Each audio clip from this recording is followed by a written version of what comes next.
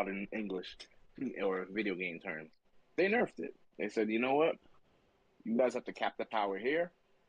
Yes, it can make more power, but we're not going to let it get better.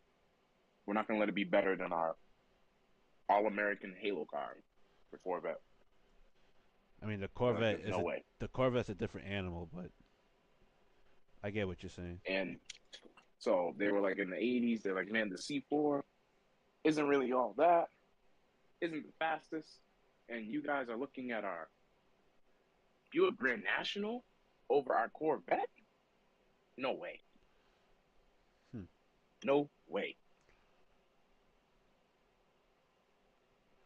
Yeah. Well, you're ready, sir? I am ready, and I won't try not to eat on camera. I will try to like lean out the camera. It's fine. You can eat in the camera. We are live anyhow, so.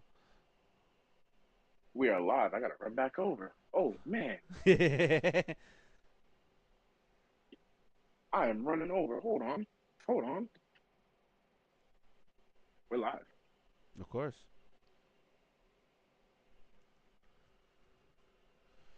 Dun, dun, dun, Da da dun. da.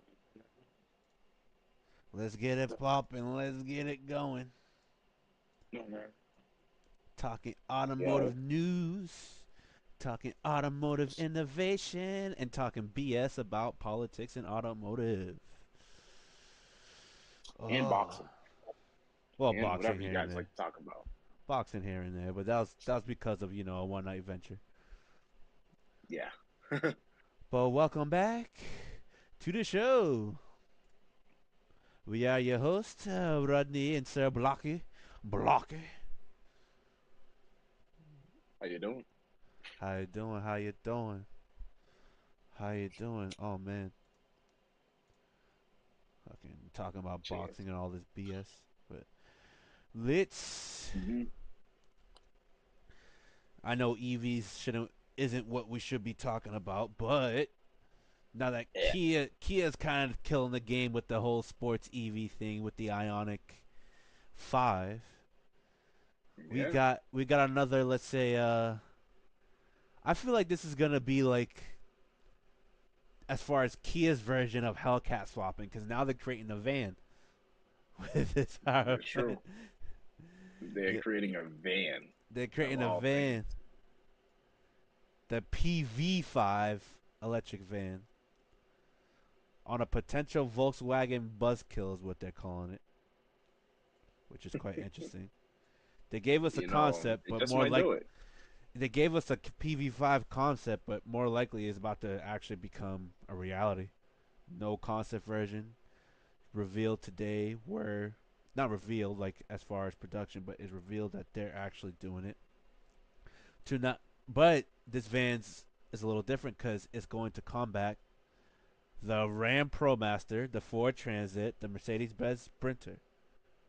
So it's not your was it Wow. residential, soccer mom, whatever it may be van. This is a van, an This EV is a van that multi-purpose van. yeah, exactly. Which I find quite interesting. And it's EV, the same power plant from the now infamous, going to be infamous Ionic from Kia. I kind of like Hmm. that. I ain't gonna lie. I like that Kia Hyundai approach. Ioniq. Okay.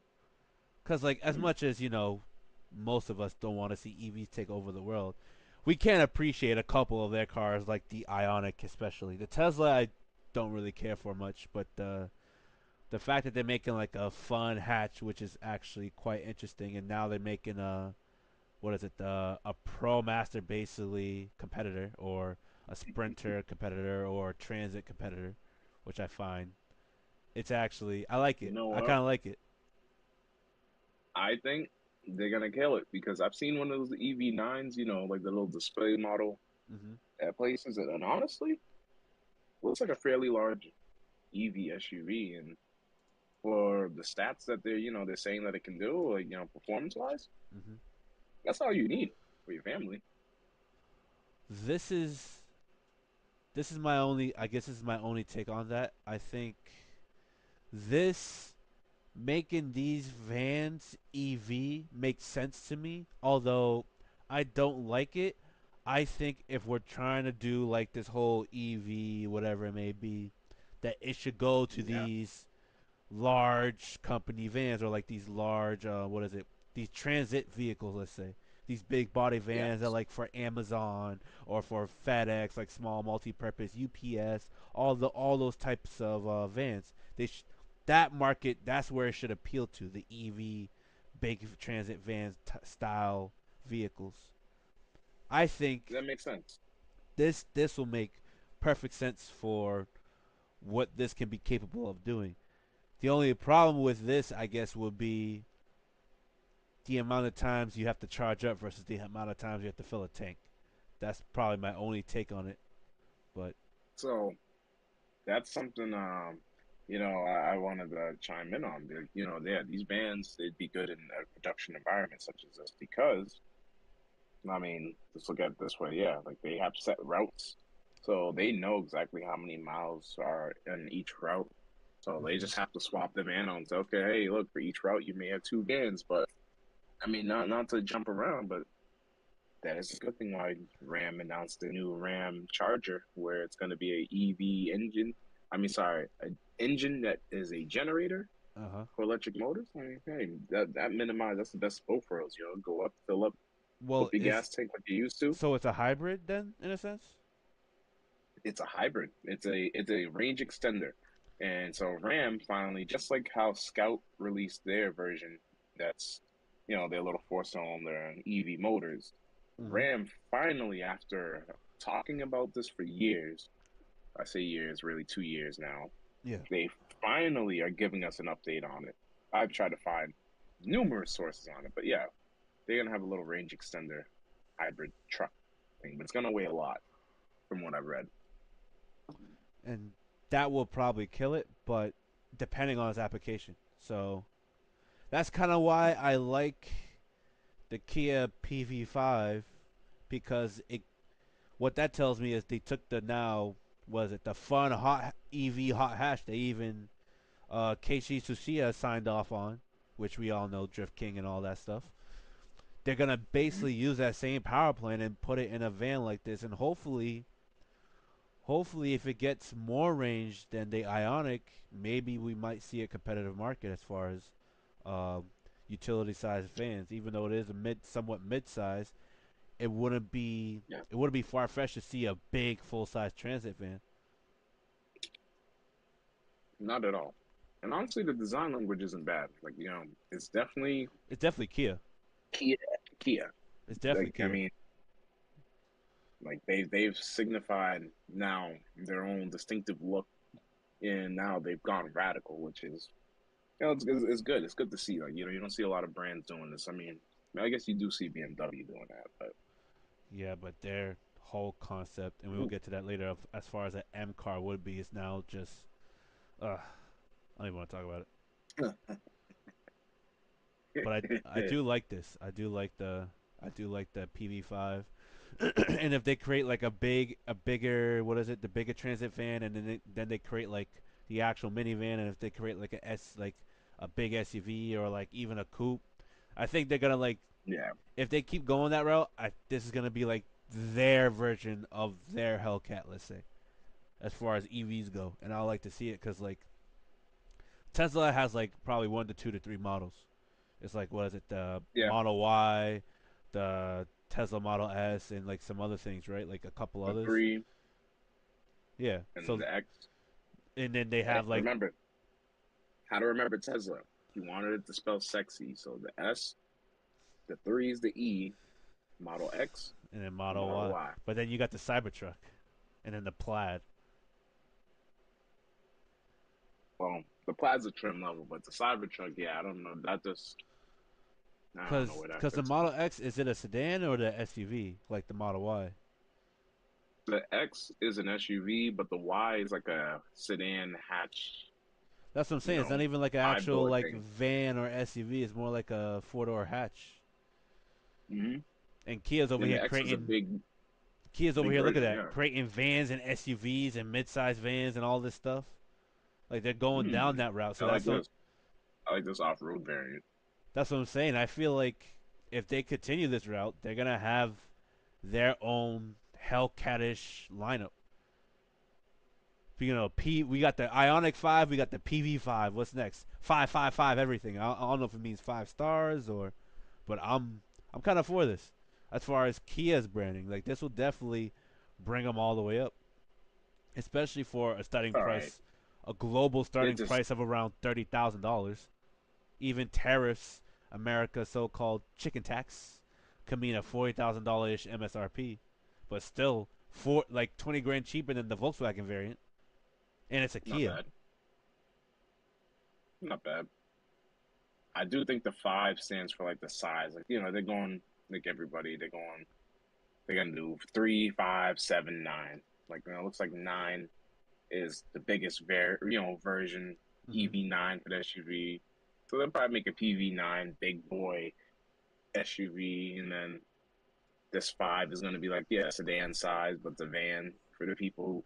What was the Mazda minivan that they had? It was like what is it? The MPV? No, they had another one that was like a smaller one, like the MP5 or something. I can't remember what it was called, Something like that, yeah. but it looked like a little hatch sedan thing, and it was like it's the size of a car, but like a station wagon, but it was a minivan. It was Fucking kind of hell. impressive.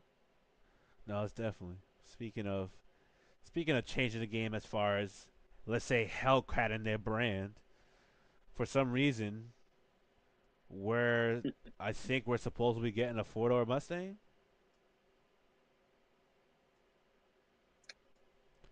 I don't like it, but I'll let you take the lead on this one. All right, where do I begin? Well, thank you, Ford. This is something that we should have had years ago. I Really? mean, so when I was and hear me out, they probably should have called it the Ford Falcon. Personal Yes. opinion, Okay, that I agree with. but they're finally giving us a four-door rear-wheel drive V8 sedan. Ford, we've wanted this for years because let's be real. I know a lot of us knock Ford, Found on Road Dead. We make all the jokes. They make some fairly good, interesting engines that make some really good power. So Dodge has had the fancy, of running around with Hellcat Chargers, and they're kind of heavy.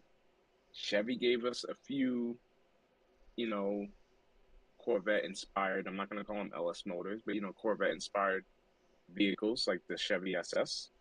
That was basically like a four-door Camaro, but was unloved. Nobody really knew about it.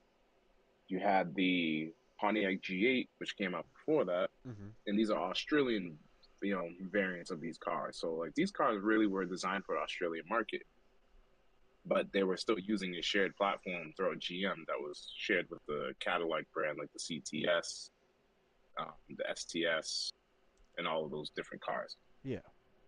Ford now entered the picture. Guess what? Guess what?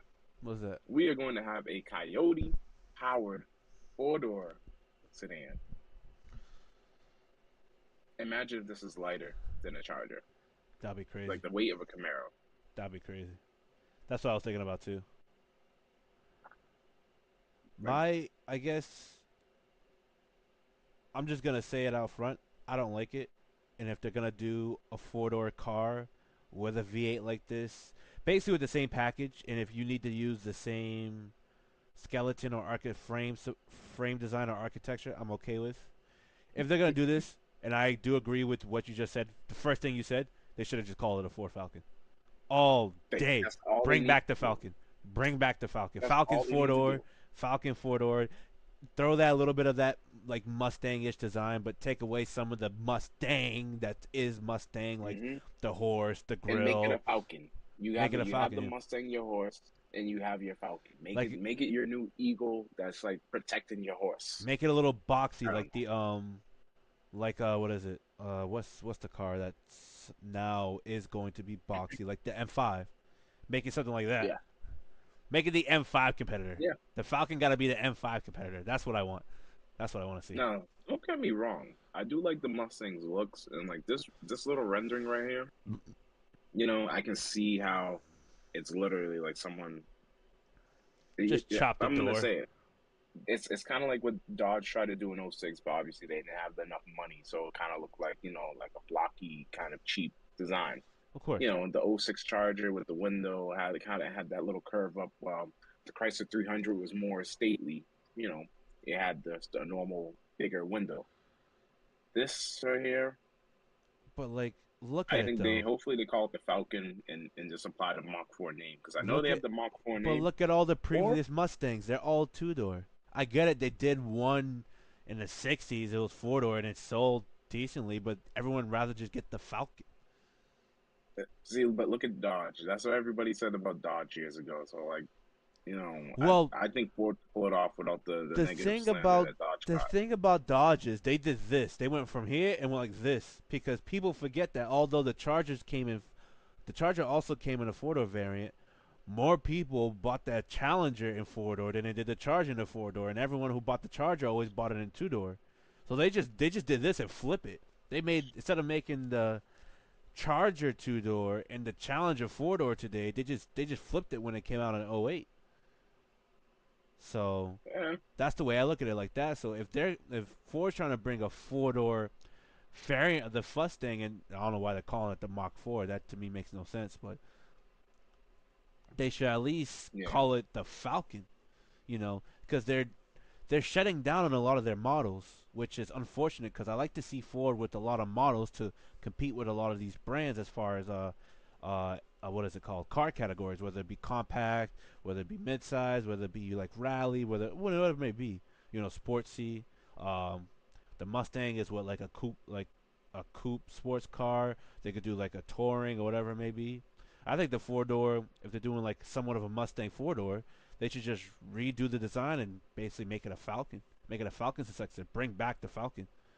Make it compete with Mhm. make the Mustang compete with the Camaro and all that BS, and make the Falcon compete with the M5 and the big E class or whatever it may be and all this other stuff. That's the way I Hmm. look at it. This is gonna sound sick and twisted, Was that? but a while ago, the way I pictured cars is well, okay.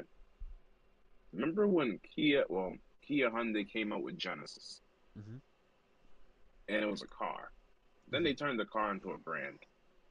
Which is crazy. I I kind of see that going. Like I thought this would have happened sooner with a lot of brands, but it hasn't. I was thinking that we would see Ford would still be Ford, but You're you would saying have like, yeah, Mustang will be its own brand now? Mustang would be its own brand, just like Corvette would eventually become its own brand, and then No, I because don't. they really every other model really didn't really do anything. Like you had like I'm not knocking like different models, but like they let them all fall by the wayside. Like the Impala, the Malibu from Chevy, like they kind of let those become cookie cutter economy cars and let them die off. Ford had the Fusion, which was a pretty decent car, Oh yeah, but they like kind of stopped developing on it. it was every cop You car. know, yeah, it, and it's like yeah, cops actually liked it. They were like, I don't need a Taurus. Like this car is a little, handles a little bit better. It's a little nimbler and still does what I need to do. Mm-hmm. Um, and Dodge. I mean, come on, they used to have the Avenger. I mean, it Yeah, wasn't really anything that shit special, the but at bed. least they had something. Yeah, at least they had something though. And so like now it's like yeah, they all don't really have vehicles. So I kind of predicted like yeah, maybe they would all just start making one model and then making different variants of that model. And then of course they'd have another model of like that's like another icon and then different variants of that. Well, But it's coming to the point where it's like all these brands are gonna start going down to one model almost or two, and that's all they're gonna mhm. sell, and that's kind of disappointing because you're right. Kia did venture off, made a Genesis, and then made Genesis a brand, but Genesis was supposed to be that sporty brand type thing. Yeah, Like when Toyota made and then Scion, Scion's supposed to be that fun car, that sporty brand that you get the box car, you get this. It's supposed to be. exactly. It was like a Kia Soul competitor almost in a sense And then with the but I XE and like what stuff. they did. I liked what they did though. You know what they did? They turned Hyundai into Buick, Genesis in the Cadillac in a sense, and Kia is like the Chevy. So it's supposed to be the sporty. You get just hey, yeah, it's a Kia. Hyundai, you get the hey, it's a little more luxurious. Yeah, It's like your Buick, in between, or and like a your and Acura, a it's a Genesis Lexus. is supposed to be that raw, All out luxury, all the options, the best of what they offer. even though it used basically a Mercedes powertrain. Yeah, which is interesting, but To each their own. I mean, everyone started borrowing Mercedes parts. yeah. I mean, I don't blame them though. I mean, hey, it's only going to help their market. Yeah, but we'll see. I guess. What's going on here? No, I think they should make this a Ford Falcon. I want to see. I want to Yes. see. I want to see a comeback. If Ford keeps like, oh, we're building this. We're coming back in a motorsport. We're gonna enter this. They should bring back the Falcon. They should just go in, bring back the Falcon, make it a Grand Hmm. Tour, make it compete against BMW M5, E-Class Hmm. Mercedes, the Audi RS7s, the what does Yep, Japanese the have? RS7 A6 twins. Yeah, RS7, RS6 twins. Japan really doesn't have anything. That's kind of why I'm always getting on Lexus and Infinity because they have the Well, they have means the to make, LC, but that's it. and that's really it. But they used to have a GSF, but it never stole the show. But it was No. at least available. Yeah. Infinity had the M56 back in the day, or the Q70 with the 5.6 V8, Hmm. but they axed that too. So the Japanese really don't have anything to compete with these cars that offer a V8 and rear-wheel drive. They did at one point, which is kind of funny and ironic because not even the Americans really had V8 rear-wheel drive. They only had a Charger option or a Yeah. Pontiac G8, which was discontinued, Yes, or it was. Chevy Yep. SS, which was really expensive. Wildly expensive for Chevy SS. Now that I think about it, I don't understand what they were thinking over in their corporate. Crazy. In the corporate world, they said, "Well, this car uses a Cadillac platform, but it's gonna be a Camaro, kind of brother or relative. Let's price it as a, in between, just under a Cadillac. We'll get people to go buy the CTS V. Crazy, yo. With the V, you get the supercharger. With the SS, you got naturally aspirated Mm-hmm. 6.0, I mean, sorry, 6.2, 6.2. and Yeah. the option of a manual transmission. It's like, that was like one of the best cars you could get at one point. But it's Of sad course. because they're like, yeah, let's just let it die off. Mm, We'll make a police car variant though. We'll call it the Caprice and not sell it to the public. My only And it's thing bigger, is, actual although full size. although I do agree with you, it's a great car when it comes down to the bare bones of things. To me, it's still just it's like they just threw old technology at it and gave it a look. Give a pig some It listing. looked like a Malibu. It didn't look anything special. It looked like a Malibu Of that course. was like it looked like a Malibu that went to the gym. So people looked at it and thought, oh, it's probably just a Malibu, or it's probably just an Impala. Like nobody thought it was anything special. They didn't give it a what's the word?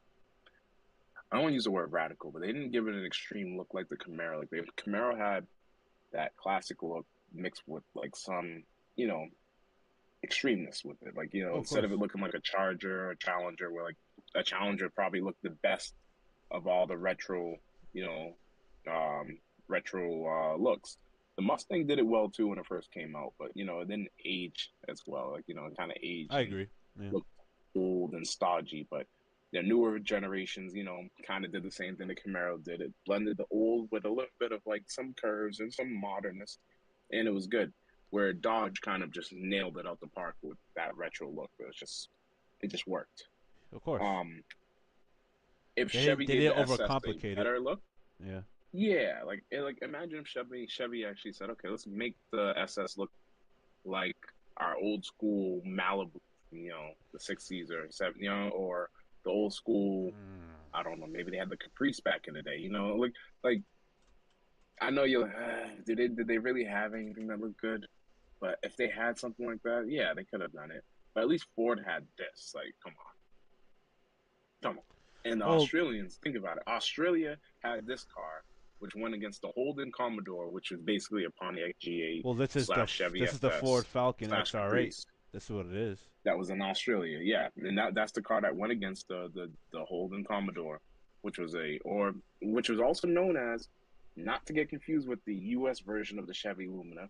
Mm-hmm. In Dubai, they had this car called the Chevy Lumina, which was a Pontiac G8 or GTO that came in 4 doors. It looked like the GTO that we got here in the US, but it had 4 doors. And Ford had this running around over there in Australia. You're Of telling course. me, Ford, you couldn't have brought this car to the US? Well, Look it's not at it. only that, they can modernize it to make it look to use the Oh, click that previous gen right there. Click which that one? silver one, the ugly. Yeah. This one? The or you click the white one up there. Yeah, that. There you go. That's your taste. That's your I car always right there. thought. You I like the always unloved. said I know it. if exactly. I always said if they brought this to the U.S., I would have drove that because that's like a mixture of a Ford, what, Focus and a Probe and a, what was the other car they had back then? The Cougar, the Mercury Cougar. I have no It idea. looks like all of It that. just look ugly to me. I mean, at least it fit the shape, but But look at the back. The back, it looks like, looks nice too. this looks a lot better. And this looks similar to a Fusion. This looks a lot better. Yes, and that's why I'm like, you know what?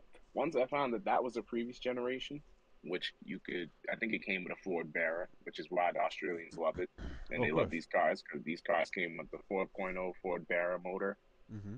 which makes, they figured out how to make good power. Or, which was even cooler, these came with a Boss 5.4, basically a 5.4 liter Triton V8 that was all aluminum, and they would supercharge these. And they had fun with them in Australia. Why didn't in the US? How come we in the US didn't get a V8 Ford powered car? Yes, we had the Crown Victoria, but that's not what we wanted. That was a car that was built in the 60s and using a 60s, 70s frame all the way until 2010. They could have gave us this car,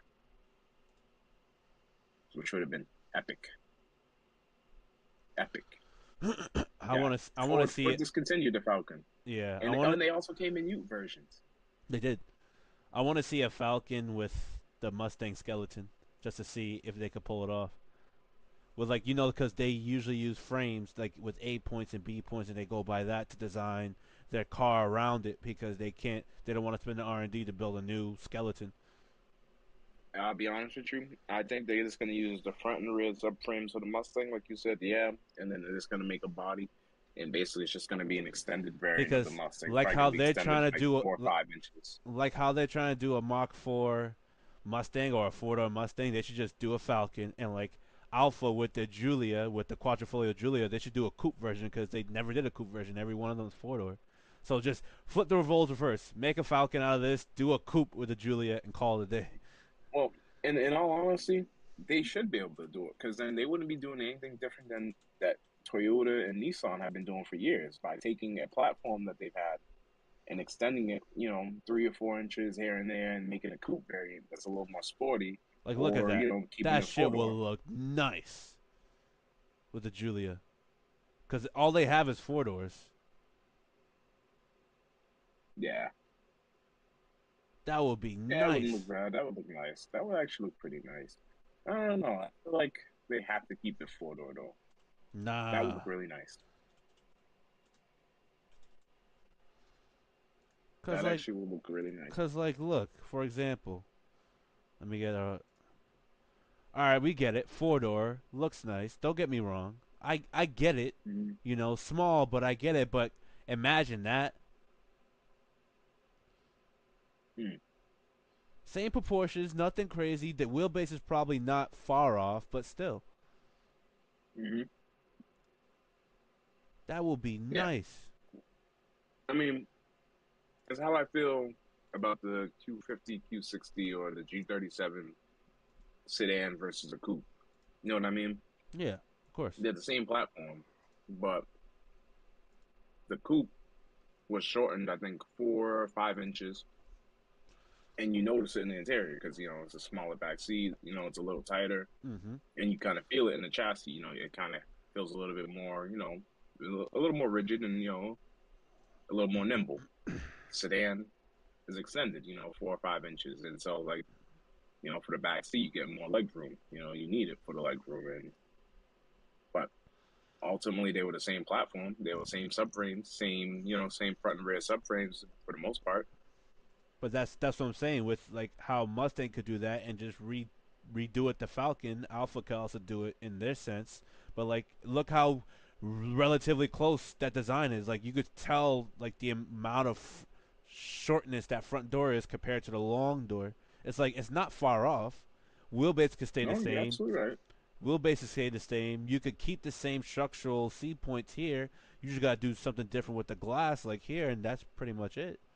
It's basically Alpha's M4. You could call it something else different, you know? Like look how nasty this thing looks. Although it looks somewhat like a roadster, I'm not a big fan of it. It still looks nasty. Like Hmm. you could call it something else entirely. But this is the best iteration of it, and it looks nasty. Not bad. Not bad. Not bad. Like how they're trying to do a Mustang four door, they should just call that the Falcon. If they do a two door, they should not call this a Juliet anymore. They should call it something else. I don't think Stellantis is in a place though to do anything by like what I mean by do anything like reinventing the wheel, like basically providing us a new model. I Um, understand that, but the thing about alphas is they're more of a what they call a character car. Like they have the drama, they do breakdown and all this other BS. That's what the Italians are known for. They add drama. You get this elegance of like beauty, this raw performance, and then you get these hiccups or these long going tremors with some of these cars where I have to do engines on them. You get that drama with an Italian, like with anything Italian, and that's exactly what Alpha, along with Ferrari, along with Maserati, along with Lamborghini is. Like, although they're great in some aspects, when they fail, they fail. I will say I like that you said that because I always said any sports car deserves to have. It's not, it's not me, it's probably not right, but like I feel like every sports car deserves to have some fault tolerance, some room for error to fail because they do so many good things, and eventually, yeah, they're gonna need some work. But but if But. Stellantis had some more money, I think yeah, they should give us a coupe like this. They also need to give us a slightly larger Alpha sedan that maybe gets a Ferrari, Maserati to ride V8, because they can all share, they are all, you know, partner brands. And they need to kind of, if they really want to take over, kind of like how Audi, let me say, Volkswagen had the global market for years. Mm-hmm. If they give us some more shared platforms between them that actually are like, a little bit distinguished, like the Alpha character, Alpha handling, the Maserati design, Maserati handling, and Yeah. maybe even I know they will never do this because Ferrari's Ferrari, and Ferrari kind of gets its own stuff and has its own say. So I'm not gonna So say like give Ferrari a sedan or anything because that would be a sin. The sedan would have to go under the Maserati brand. pretty much. But like I'm just comparing the G82 M3 and the G no the G82 M4 and the G80 M3 since one's a two door, one's a four door, and Yeah. they share the exact same wheelbase dimensions. The M3 is actually shorter than the M2 by a quarter of a inch. Literally, that's it. Mm, The length is the exact same. The length is shorter, sorry, by a quarter of an inch. The width, the M3 is wider by half an inch, and the M3 is higher by an inch and a half. So they're not far off.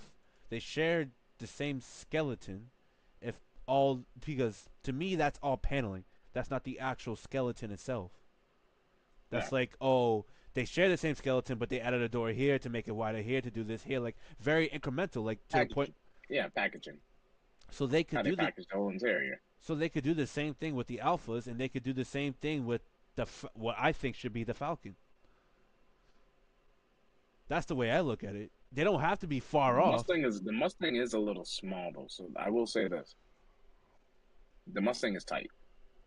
I understand that, Yeah, but then what I'm saying is if they're going out of their way to build a four-door Mustang like this, and if they're going to share the same skeleton as such, because like everyone forgets like how short the rear door in Alpha is, how short the rear door in M3 is, how short the rear door of any sports car that they make four door and that they could also make coupe is.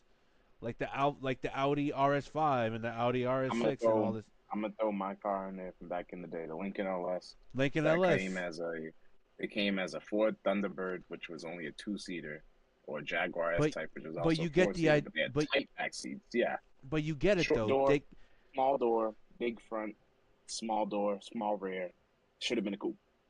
Yeah, but you get what I'm saying because like they come with a decent sized door in the front and then a small door in the rear, which anyone who wants to do that just builds a coupe right after. Same thing with, let me see, the G80 M3. Let me just search that up real quick. Side profile, side profile, side profile. But I will admit this: M3s have grown But like, look in at that, size. a decent sized front door and a small rear door. It's not far off from the Yeah, concept of making a sedan a coupe and vice versa.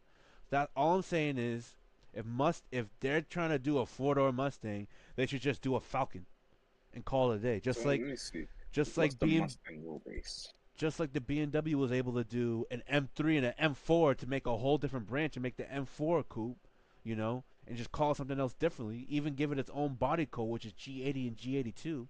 You could do the same thing with the Oh, Mustang, and you could do the same thing with the Alfa Romeo Giulia.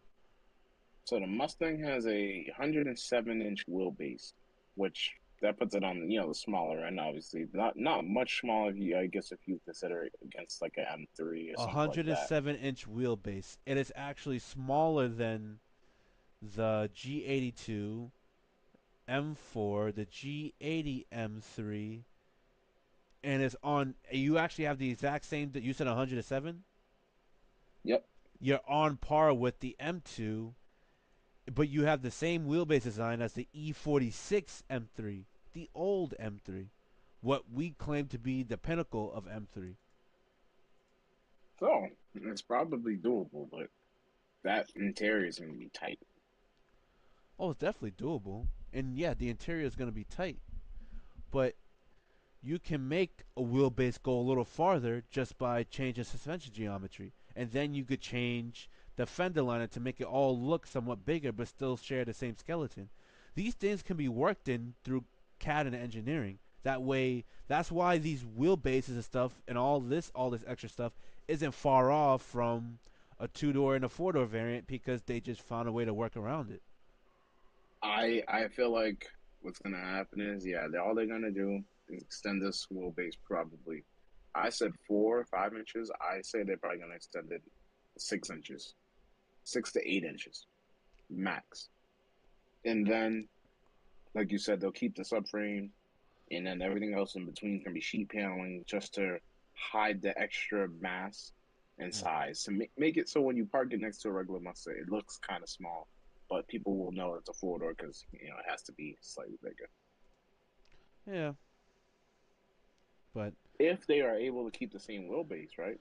Like, all I'm watch saying this. is If they keep the same wheelbase, that's what I'm saying. All I'm performance saying boost. is if they're doing a four door Mustang, I want to see it. I want to see a Falcon. That's all I want to see. Actually, you know what I didn't? We know what we didn't look up. Let me look this up here. What's that? What Let we me didn't look up look up? the Australian, the Ford Falcon wheelbase, because then now right there, because it, I feel like they'll look at their past and see what they've had, and of course, try to engineer around that. So the Ford Falcon had a wheelbase of, oh, well, that's obviously the first regeneration, which is funny, 105, 109. So let's see, Ford Falcon wheelbase. Let's put the XR6 because that's the one I remember seeing that you had, which I think that was the Bearer, the Turbo Bearer, and 112 inches. That's the Ute, not the sedan. Mm, That's the Ute. So if they're already at 107, give it another 6. Yeah, I think they'll be fine. That's what I'm saying. They could make it work. They I could think they'll definitely make make it it work. work. Give it another 4, 5, or 6. Most likely they'll probably give it less. Yeah, yeah, they could definitely make it work because the sedan has the same wheelbase pretty much as the Ute because it Yeah. was kind of consistent All I'm across. all I'm saying is 113. I want to see a Falcon, and I want to see an Alfa Romeo Giulia Coupe renamed some other Italian name, whether it be they already have the Giulia, they already have the Stelvio, and they already have the Tonale. I just want to see a coupe and call it whatever you want to, whatever 3 syllable name you want to call it. That and the Mustang needs Mm. to be, if you're doing a 4 door, make it a Falcon and call it a day. That's what I want to see. Oh, this is funny. But since we're talking We're gonna about, have what's that? Go for it. Oh no, we're seeing everybody switch. Dodge is now gonna have a straight six here in the U.S. Ford had a straight six here in Australia. Then Dodge is gonna make a straight six sedan. Hope and then yes, they will give us the V8 back, which is good. Um, well, we hope. And then Chevy here is just like twiddling their thumbs, but they got the Corvette right now. So like, let's see what they do. Like, will they give us the Camaro back? Will they give us another 4 door if Ford comes out with a 4 door? You know what I mean? Well, speaking of muscle cars and the variants, we saw this muscle car face another American brand named Tesla on the quarter-mile drag strip. The new Charger Daytona EV versus a Tesla, Oh, here we are. Here we are. and it was a staggering, Yeah. was it point 0.3, zero point 0.4 seconds slower? Oh man. Oh no. Let's see, with this fake engine noises. Yeah. I'm It, walking away. it got off the line. The Tesla got off the line fast and stayed fast throughout the whole way. I had to walk away. He said I had to walk away. I'm just watching these two microwaves run at it. So which Like, microwave did you like? well, the fact that the Tesla, I think that was the Model Y or Model whatever, Model X, whatever it may be, did a point did point 0.3 plus seconds quicker in a quarter mile, even though they even though it trapped a lower top end speed at the quarter mile than the Daytona, which is quite interesting. So we can officially say that Tesla is faster than the Daytona, Mm-hmm. and And it that's was a not Model Y at it was that. a Model Y, yeah. It got off the Not line even a quicker and stayed there, but couldn't top out. But it was enough to edge it in the quarter mile, which I find interesting. hmm.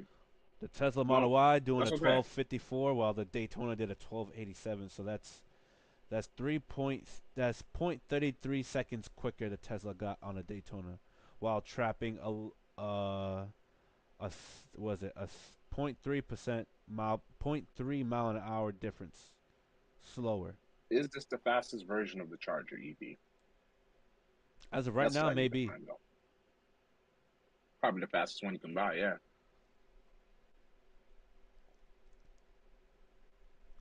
It's crazy. Hmm. It's crazy what we're looking at now. The fact that the Charger now went that route.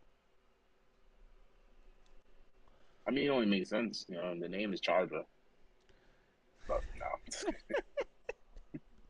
You know what's funny? I didn't even think of it like that. I didn't even think of it like that. That's quite interesting.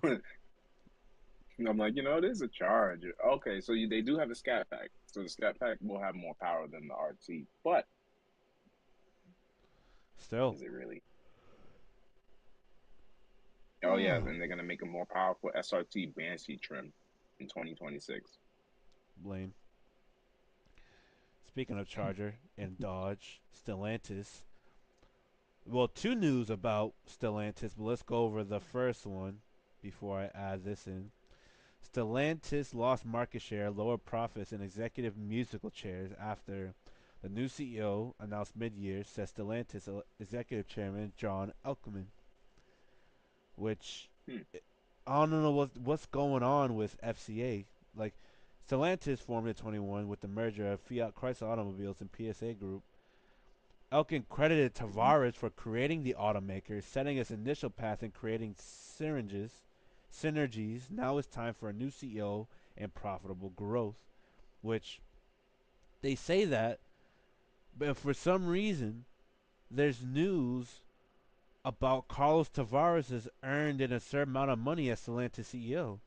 Like, what's going? Like, why are they doing this? What's going on here?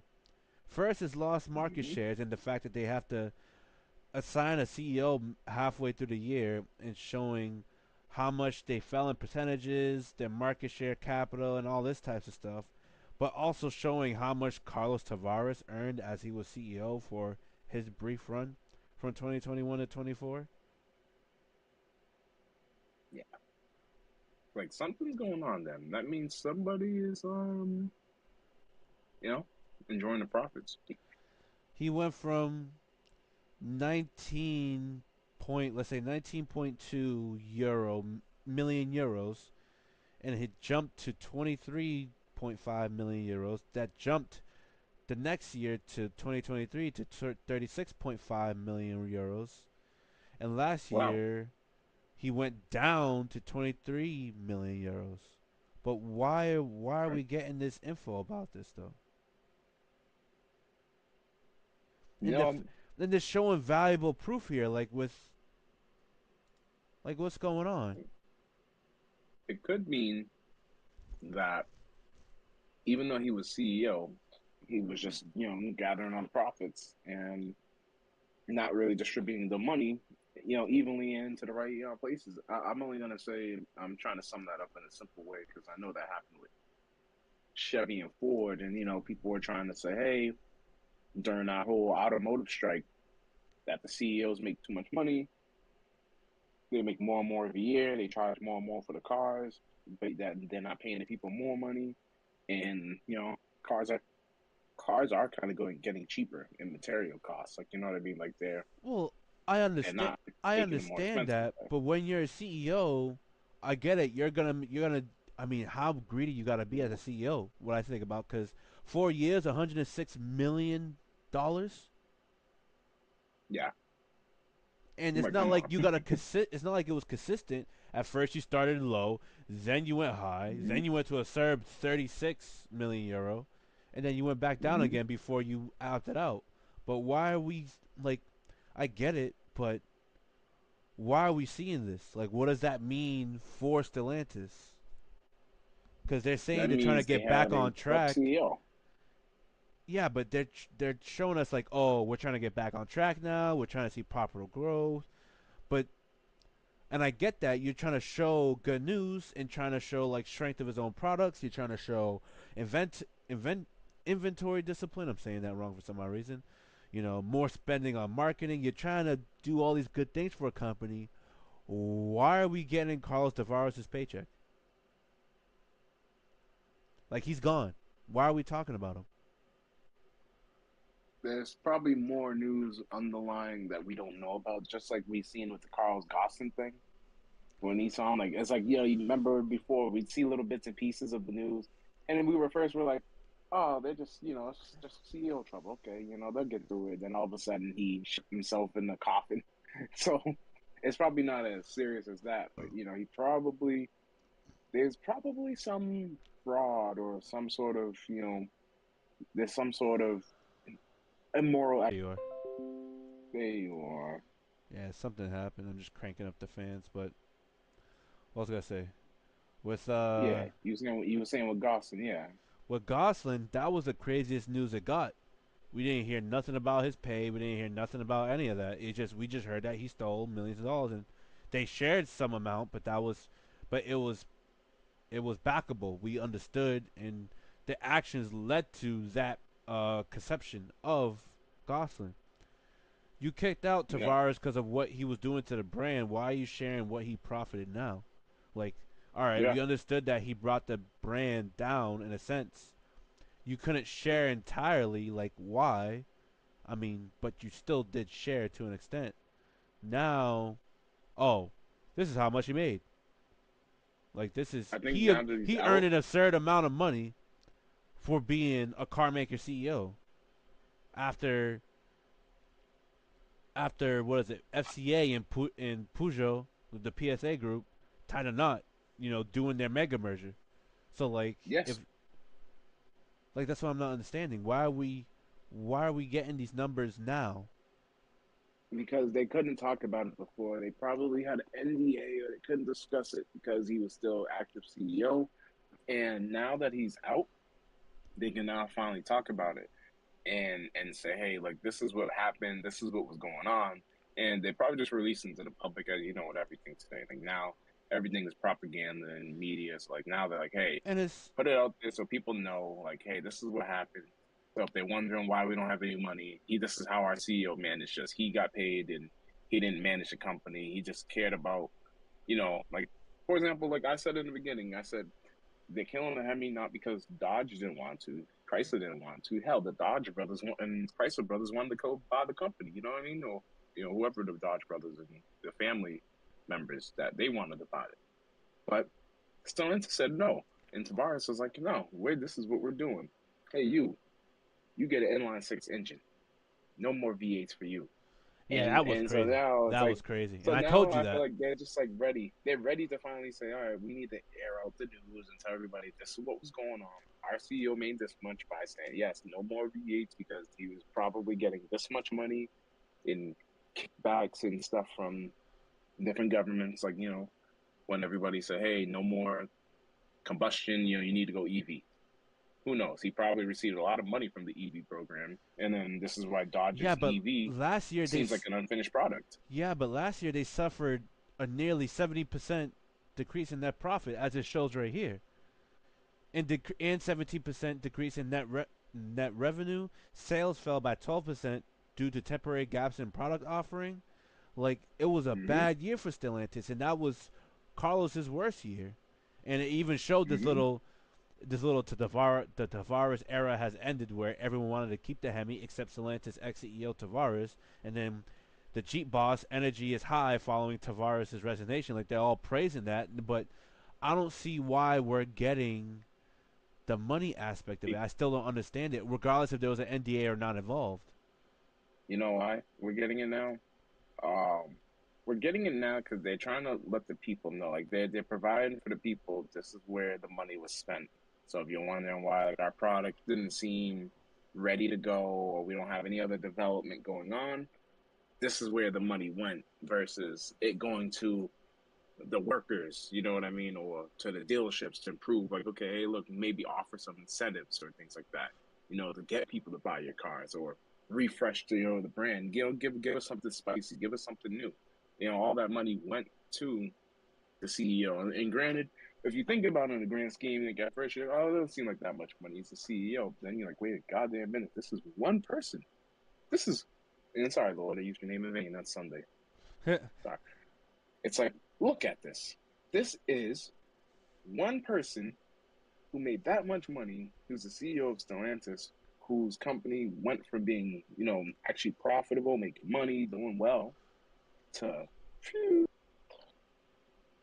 Yeah, it just so like like even yeah, it seems like it's a waste of detail that we're like, okay, well, he made that much money, you guys should have said that before, but it's one of those things I feel like just like how Nissan was like, okay, Carlos well, is gone now. This is what happened. He's responsible for the CVT transmissions. He's responsible for all of our cars looking like blocks and plastic and like going from decent quality like you used to expect the Japanese to have to like looking like an American car during those years. look With cheap plastic, at hard the plastic everywhere. at the end of the day, the CEOs make an absurd amount of money. So the fact that you're airing them out just tells me you're not professional. You're already paying the CEOs an absurd amount of money to run your company. They're chief executive officers for a reason. You're paying them to run your company, and if they break it down, that's on you. You hired them. So you're gonna now that let's say the NDA is gone or whatever happened. You're gonna air out the business as a company, not a person. A company is airing out a person's business.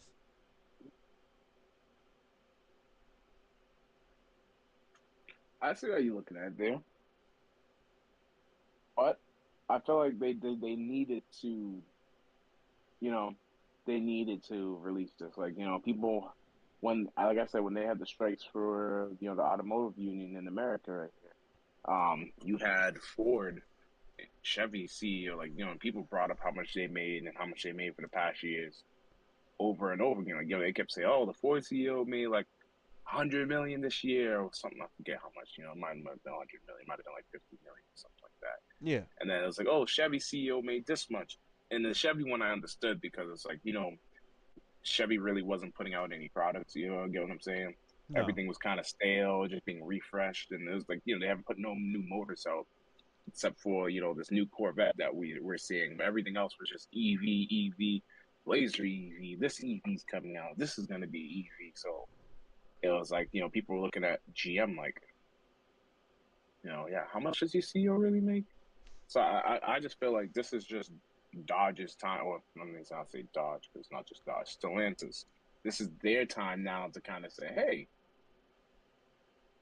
this is what can going on behind the scenes. They could have done it better and just said, hey, we're going to release, what our CEO has made, for all, but they're just showing. I think they wanted to show like, yeah, his pay fell 37%. Like, like, yeah, he took a pay cut because you know the company wasn't doing good, and it helped. You know what I mean? Like he did good, but like he just had too much cost cutting, and didn't really keep his eye on like what the people and the goals of the company were like long term. He just wanted to save the company money, and it works sometimes with some places. And I like bringing up the Nissan thing, or sometimes it hurts you where you save too much money and your products look like shit. You save way too much money. It seems like if So you hire a CEO and they start with great intentions and they start making you lose profit and money, you get fired. But if you hire a CEO and they make you more money than ever than before, then you get someone like Luigi Mangione to shoot you up. I don't know. It doesn't make any sense to me. To me, it you're really right. They're doesn't. supposed to get fired. But who? It's kind of hard to fire a CEO. So they're the CEO. So it's like, hey, they already at like one of the highest shares. It's really only now stakeholders and that would really have the ultimate say and say, hey, we really don't like this guy. You guys have to replace him. Well, this next paragraph, 2025 is off to a rough start for the company in the 27 European Union countries, plus Iceland, Liechtenstein, Norway, Switzerland, and the UK. Numbers published by the European Automotive Manufacturers Association, which is I.C.E, show Stellantis fell by 16% compared to January of 2024, except for Alfa Romeo. All other brands were down, which I find also interesting. The search for a new CEO continues, and Stellantis will announce Tavares' successor in the first half of the year. I don't know. To me, Hmm. you shouldn't be airing out a business as a company. Same thing with Nissan, although Nissan now is facing bankruptcy, so I guess I understand. Although they kind of had the GTR that kind of backed them up all this Dodge time. is on the verge. Stellantis is on the verge of facing bankruptcy too. It seems like they both have the same issue. And I like what you said. The CEO should have replaced, or if yes, your CEO starts to not put out the results that you're looking for, they should have quickly nipped it right there. But most of these companies don't. Well, what They what they try to give them happened? a chance. What happens is they bring in something that doesn't help the brand. It just doing Hmm. it because oh, like you said, maybe they're getting a government or like they're giving a government cut or whatever it may be. With the Carlos Hmm. situation in Nissan, it was the transmission. Like, oh, it works in hindsight because it does make sense to build something like that. But when you make it so poorly, that's what brings everything down, and people Hmm. are gonna start not wanting to have it.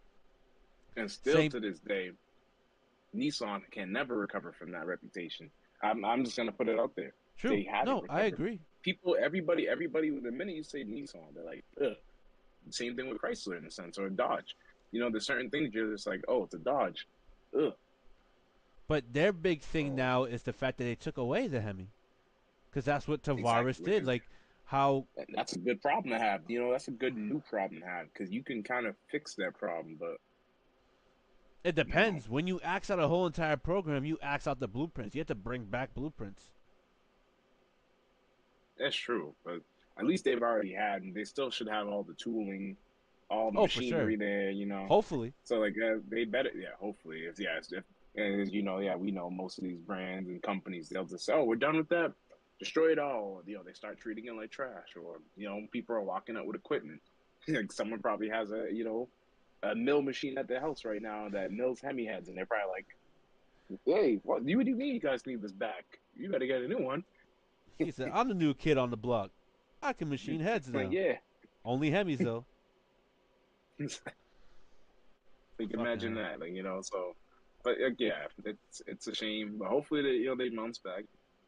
Hopefully, I don't know. we don't want to see another company, one less brand, but they'll probably get bailed out by the government. I just don't like. I just don't like that they did that. It just reminds me of the whole Nissan situation. I mean, can't Does hire someone and then okay, they're responsible of your personally, downfall. Then you start airing them out just because you're the company and it's one person. That's the way I look at it. personally, I feel like Dodge and Nissan, and I've been saying this for years. Dodge and Nissan, or Stellantis and Nissan, need a merge. They definitely need a merge. No. Now you got two companies at a downfall right next to each other. Why would you do that? I think they help each other succeed. Well, I think they can come up with some good products. You know, Nissan can show them how to make some small compact cars. Dodge can say, "Hey, this is how you make a big boy." I think Nissan should, I guess, should just stay with Renault and fail. That's what I look at it as. And it sucks to say that, but it's like Renault's barely making any cars. Along with the Alpine program, they only have the A. They only have the A 1100, 1110 or 110. Sorry. Nissan killed the GTR. They still have the Maxima or Altima. They probably discontinued that too. And Yeah, then Maxima's been gone, but it might come back as an EV. They said it's like the brand is the Nissan itself is at a there's no downfall. Q50, None, there's no Q50 or Q60. They only none. have these little SUVs that are all front wheel drive Nissan based products. They're like basically like before they're well, whoever the new CEO, they really Infinity. They really just turned into Nissan Plus, which is a damn shame because it used to be like especially in the U.S. something special, and overseas, yeah, it was literally a premium Nissan. Like at least they tried with those premium Nissans. Now it's like their lineup is a little A little it's shaky, lacking. a little shaky. It's lacking. There's some holes and gaps in their lineup, like the same like Dodge now and Stellantis and like Chrysler, Dodge, Jeep. Like there's gaps. Before they had all their bases covered. They had the Sentra, they had the Altima, they even had the Versa to be the small car. They had the Kicks. They even had what was they had the Juke. Mm-hmm. Then they had the Murano, the Rogue. They even made a Rogue Cross, which is like a Rogue Sport, which is like follows the same as the Germans, like a chopped off roof in the back. Yeah, Infinity had the sedans, and you had some SUVs. You had the QX50. You had they even and before like they axed the FX. They had the FX, which it was ahead of its time for one of those little sport SUVs. Now everybody makes a little sport compact SUV thing that comes with a 6-cylinder or V8. But which they is were one of the crazy. first to do it back then. So like now it's like they have the recipes to succeed. All they needed to do was improve their lineup. And I know a lot of people rag on Nissan, but I know why they do. Their quality definitely declined. Where like before, yeah, you got your Nissan, you treated it just like a Toyota. You drove it till the wheels fell off. It gave you trouble-free miles. Most of them today do give you some trouble. So like that's why yes, Nissan can never be in the same category as Toyota's reliability. They lost that touch that they had in the '90s that made them like, hey, they could be at the same table as Toyota and Honda. Today, most people almost say, hey, when they talk about Japanese cars, they always say Toyota or Honda first. They never say Nissan. Nissan's always like, let's say the afterthought. So that's Let's my see. rant about Nissan. Top, They fell off. top. 20 reliable car I bet manufacturers. BMW's higher on the list than Nissan. Maybe.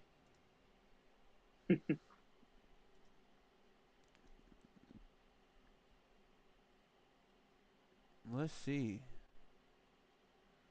It's funny. It's top most reliable car brands of 2024, and the first picture is a Lexus IS.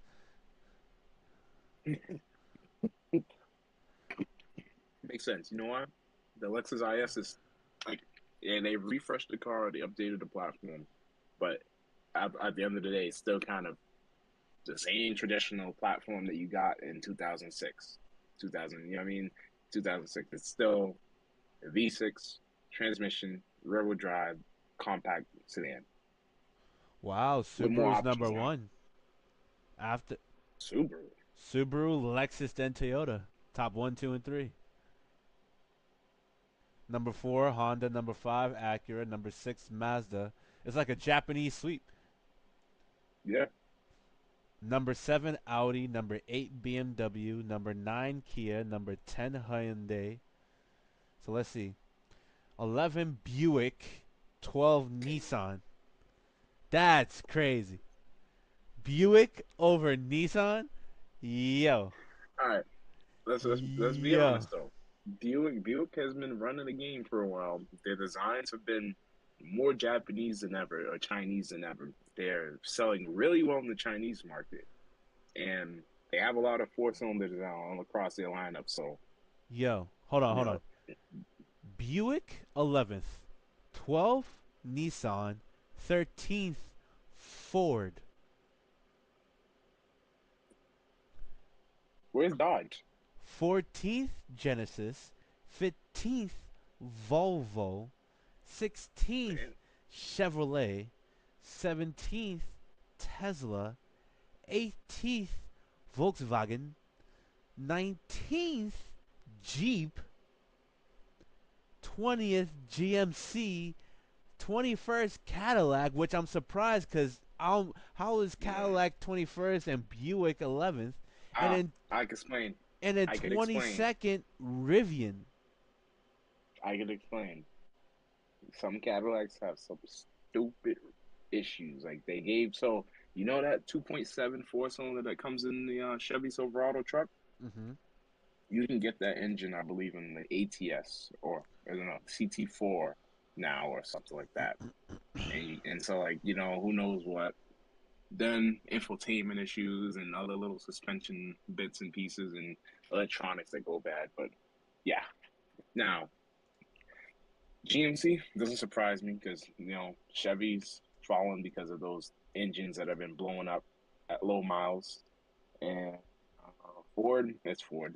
I mean, I expect that. Ford, I expect them to be mid tier in terms of reliability. You might get a good one, might get a bad one.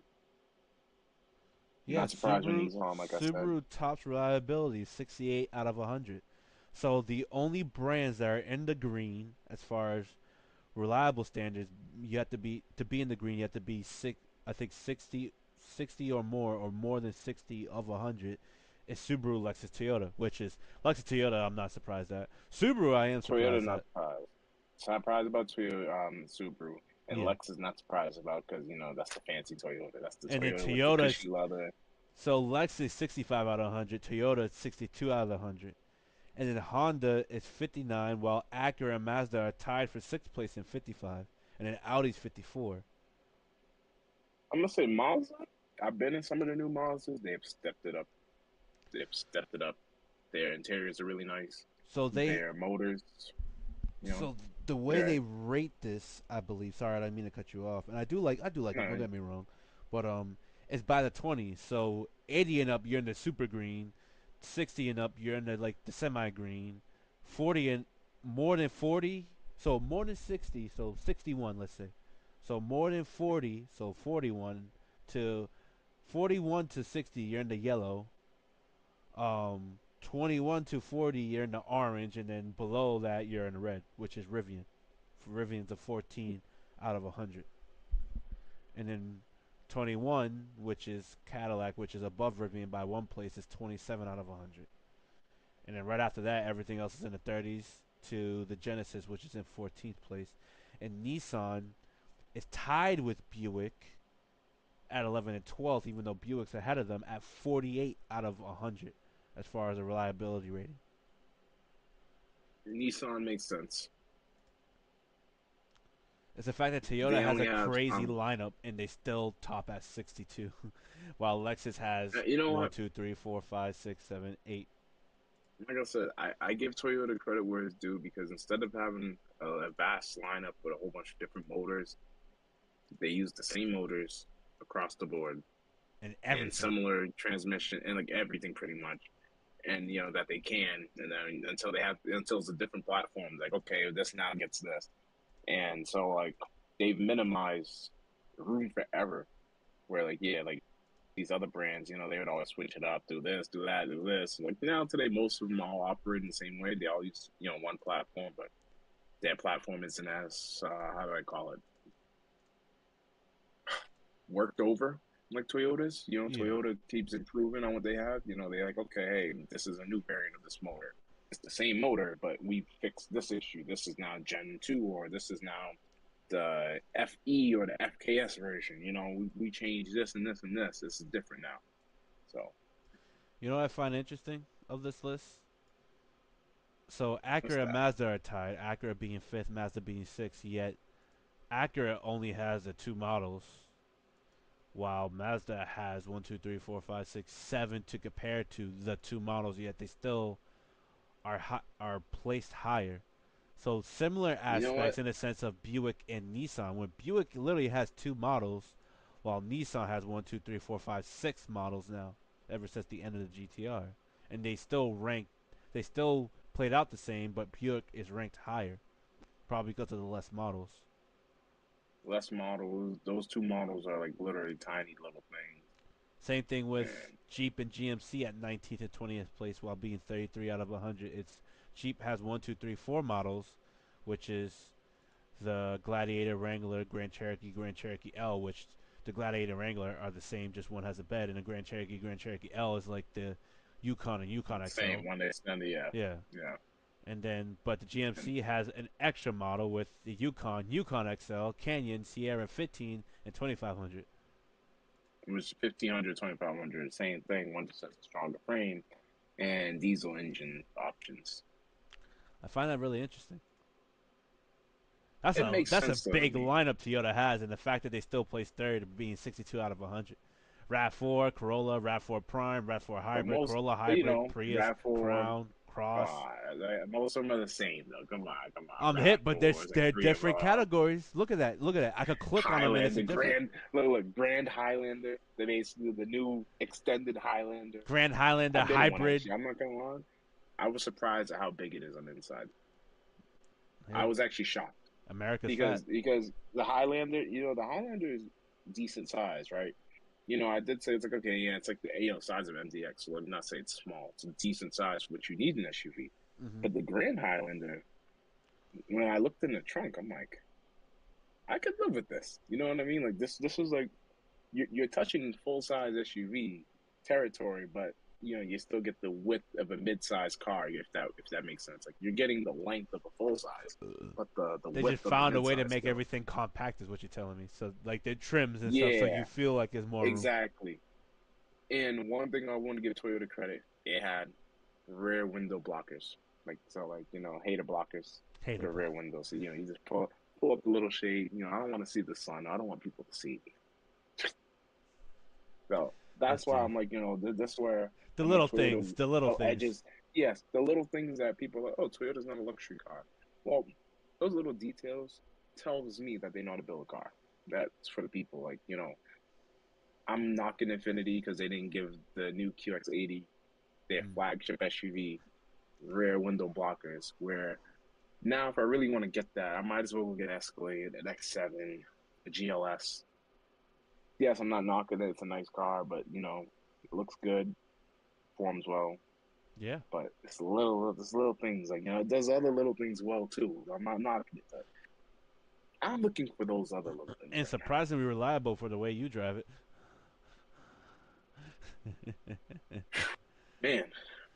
Man, as I said. I become a Nissan fanboy strictly because of this car. Infinity Nissan fanboy, and I will only buy Japanese. So I will probably be getting a Toyota next because if the Infinity Nissan did this well, I can only imagine what a Toyota would do for me. Come join the dark side. Come Like, join. hey, You if I joined it. could You find joined a it Forerunner, halfway with the Japanese. Now you gotta join it fully with Toyota. I've been in hey, it since day one. if I So get one, if I get a Forerunner like yours, I will definitely use swap it. Like, there's a guy, I don't know if you've seen the build. a lot of people He do it. did like a whole bunch. He had a whole bunch of work. You know, he even swapped transfer cases. He took two four-cylinder transfer cases and made it like a reducer. And like I was like, whoa, I'm gonna send you the bill. I think you'd like the bill. The It easiest was way is to actually literally interesting. take the old motor out and just put a UZ in there and call it a day. You don't have to do all the swapping. He did he That's went too above and much work. beyond. I'm gonna That's too find much it and work. send it to you. That's too much work. He I think he let's see. I'll find it after. It was in the Apex group, so I'll have to find it. But yeah, no, it's crazy. It is Yeah. crazy indeed. I will be getting a Toyota soon. Trust me, I will be. Oh, I am going to send it to you on Messenger because it is a lot. That's fine. But you would enjoy it. Yeah, he took a two UZ. I'm sorry, he took a three UZ, and he took a three VZ 400 bell housing, clutch cover bolts. He took a 1KD Hilux clutch cover. He took a 100 series Land Cruiser manual 2UZ flywheel. He took a oh yeah, he did a lot. Took a three VZ FE R150 5. I mean R150 F5 speed short input shaft. Then he did a passenger side drop, detached original chain. Yeah, he did a lot. You'll like it. Let's see this though. What is this here? This is a GT leaked 500. document hints at a new Shelby GT500. They have it. They have a brand It's new only about time. engine. They have a brand new engine called the Legend. I like Ford's new engine. I like their new naming scheme. Like they got Godzilla, they have the Raptor Coyote, they have the R, Voodoo, Mach 1, they have they got the Legend. So Dark well, Horse. what's gonna be so legendary about this? Like now, what are they gonna try to do? Are they gonna try to outdo Chevy? You know what they should do? If they're getting a new, I mean, it's gonna be GT500, but if they're doing like a new engine named the Legend, 7 liter small block. Yes, G yes. They already have the like 7.3. Take the like the 7.3. no, Yep. no, no, no. So it's gonna be like a smaller headed dual overhead cam. Simple design, nothing crazy. Don't make it a bolstly heavy, but it'll be a Hmm. V8 7 liter. Just it breathes a lot better, and it'll be bringing back the first GT40 with their 7 liter. Make the exhaust go from like a 4 to 2 to 1 to equal length to make it sound like somewhat exotic, to have better pulsation throughout the exhaust, to make it a little more exotic sounding, but still having the American design of the crossplane, the lumpiness, and all this other stuff, and just make it like Well, a 7 liter, like a modern interpretation of their old 7 liter GT40 engine. see, if they were to do 7 liters, though, that large of a displacement, it's gonna be hard to get that thing to rev, though. Like, it's probably It gonna could just still be like a it, low it revving. doesn't have to be. It's called the Legend. It's going to rev regardless. Don't get me wrong, but it's called the Legend for a reason. It's got to stand to the legend. I think they're gonna have to outdo themselves. I think they're gonna have to go 900 horsepower or 1,000. They're gonna have to either beat Chevy. They're gonna have to. They're gonna have if they want the legendary name, they gotta take down the new king of motors. Which I'm telling you, they probably only need 900 to 1,000. They don't need like that yeah, much. They don't need to be that much over the Chevy ZR1. But I'm saying yeah, 900 to 1,000 horsepower, roughly around there. 7 liter, rev to 8,000 or 8,500 RPM, roughly ish. Dual overhead cam, like literally modernize, make a modern version of what you think the GT40 engine would have had. Make it naturally aspirated. do what is it? Celeritech did with the C6Z06 with that 7 liter and make an exhaust that sounds exotic but still has the smoothness and the lumpiness of a cross-plane V8 and just do that. Because I don't know if you ever heard of the Celeritech exhaust on the C6Z06, but that they made that lumpy of an engine, that lumpy 7 liter LS, make it sound like an exotic. It breathed better, it had better pulsation, and you can get more power out of it just by exhaust alone. So let's say you build an engine that could do 900, you could probably get 950 just off exhaust alone. So do something like that, put Yeah. it in a Mustang, call it GT500, name it the Legend, so it's a 7 liter. Oh man, I'd love to see that. Bring back the Oh, old this is school interesting. with new school design and just put it in a Mustang. Well, this is gonna be interesting though, because we're gonna have to see what the new version, or if it's going to be a variation of the existing Ford 5.2 supercharged. No, don't supercharge it. Naturally aspirated.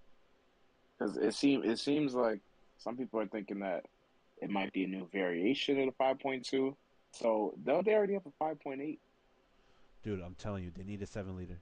They need to do a 7 liter. You can't call I it a mean, Legend and not do the engine that puts you on the map. Like, come on.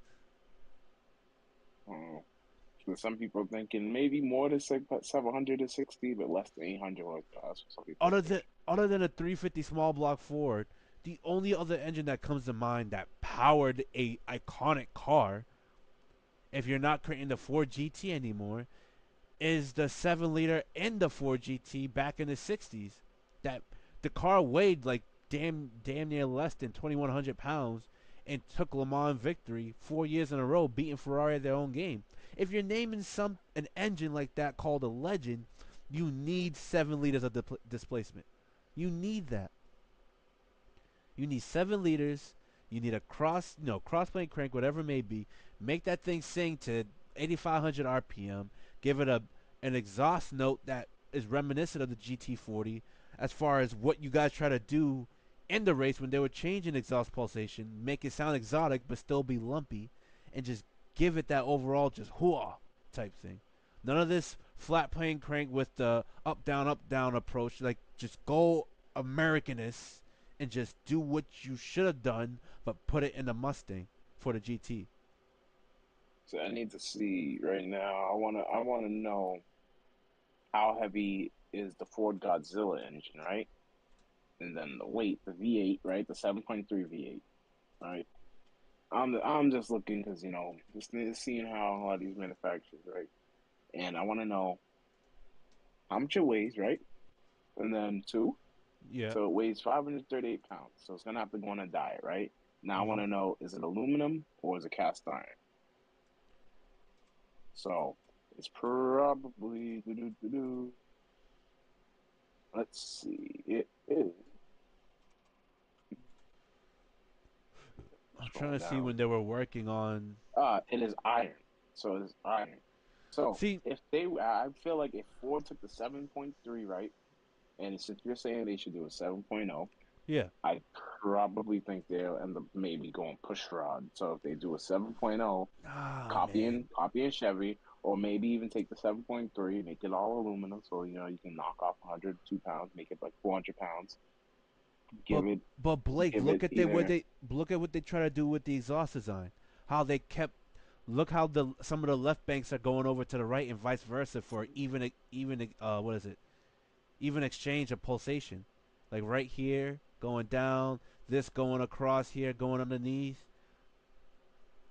See, I would understand if this motor was going to be built for something like the GT, but they already gave us an EcoBoost GT. Like I almost feel like Ford wants to do. Like it's almost like they're trying to tell us they want to do smaller displacement when they can go bigger. I'm telling you. I am telling you. They the way I look at it, if you're calling it Edge, I mean, I get it to make it a Legend as far as itself. Yes, I could see why push rod would be the variant. All I'm saying is, if you're gonna name it a Legend, modernize it a little, make it dual overhead cam, Make that thing breathe. Make it rev. Make it make all this power. Do the trick things with the exhaust. Like, do everything. Throw the entire book at that mofo. The Camden, because they already had issues with their, what was it, the 5.2 Voodoo. You know That's what I mean? different. Or, you know, You're calling the engine the legend. No, this is different than the 5.2 Voodoo. That's Voodoo. That's, ooh, they have issues. That's what Voodoo does. You got issues. You know what I'm saying? You catch Voodoo, you got issues. That's what it does. This is the legend. This is different. This is legendary status. This, other than the 350s and the 427s and all this old school V8 talk, the only thing that screams mhm. legend as far as Ford goes is the GT40. And guess what powered that thing? A 7-liter cross plane push rod V8 with trick exhaust, work done to it. When engineers just trying to show Ferrari at their back door, hey, we're not one to play with. And they did show that. After a couple failures, they showed that 4 year in a row win. I don't know. I see here that they're gonna keep making the five point. I'm sorry, the 5.2 supercharged V8 until 2028. I'm not In their saying last they should contract that they agreed. discontinue it. I'm So not I saying I'm not think saying they're that. going to. It seems like they might.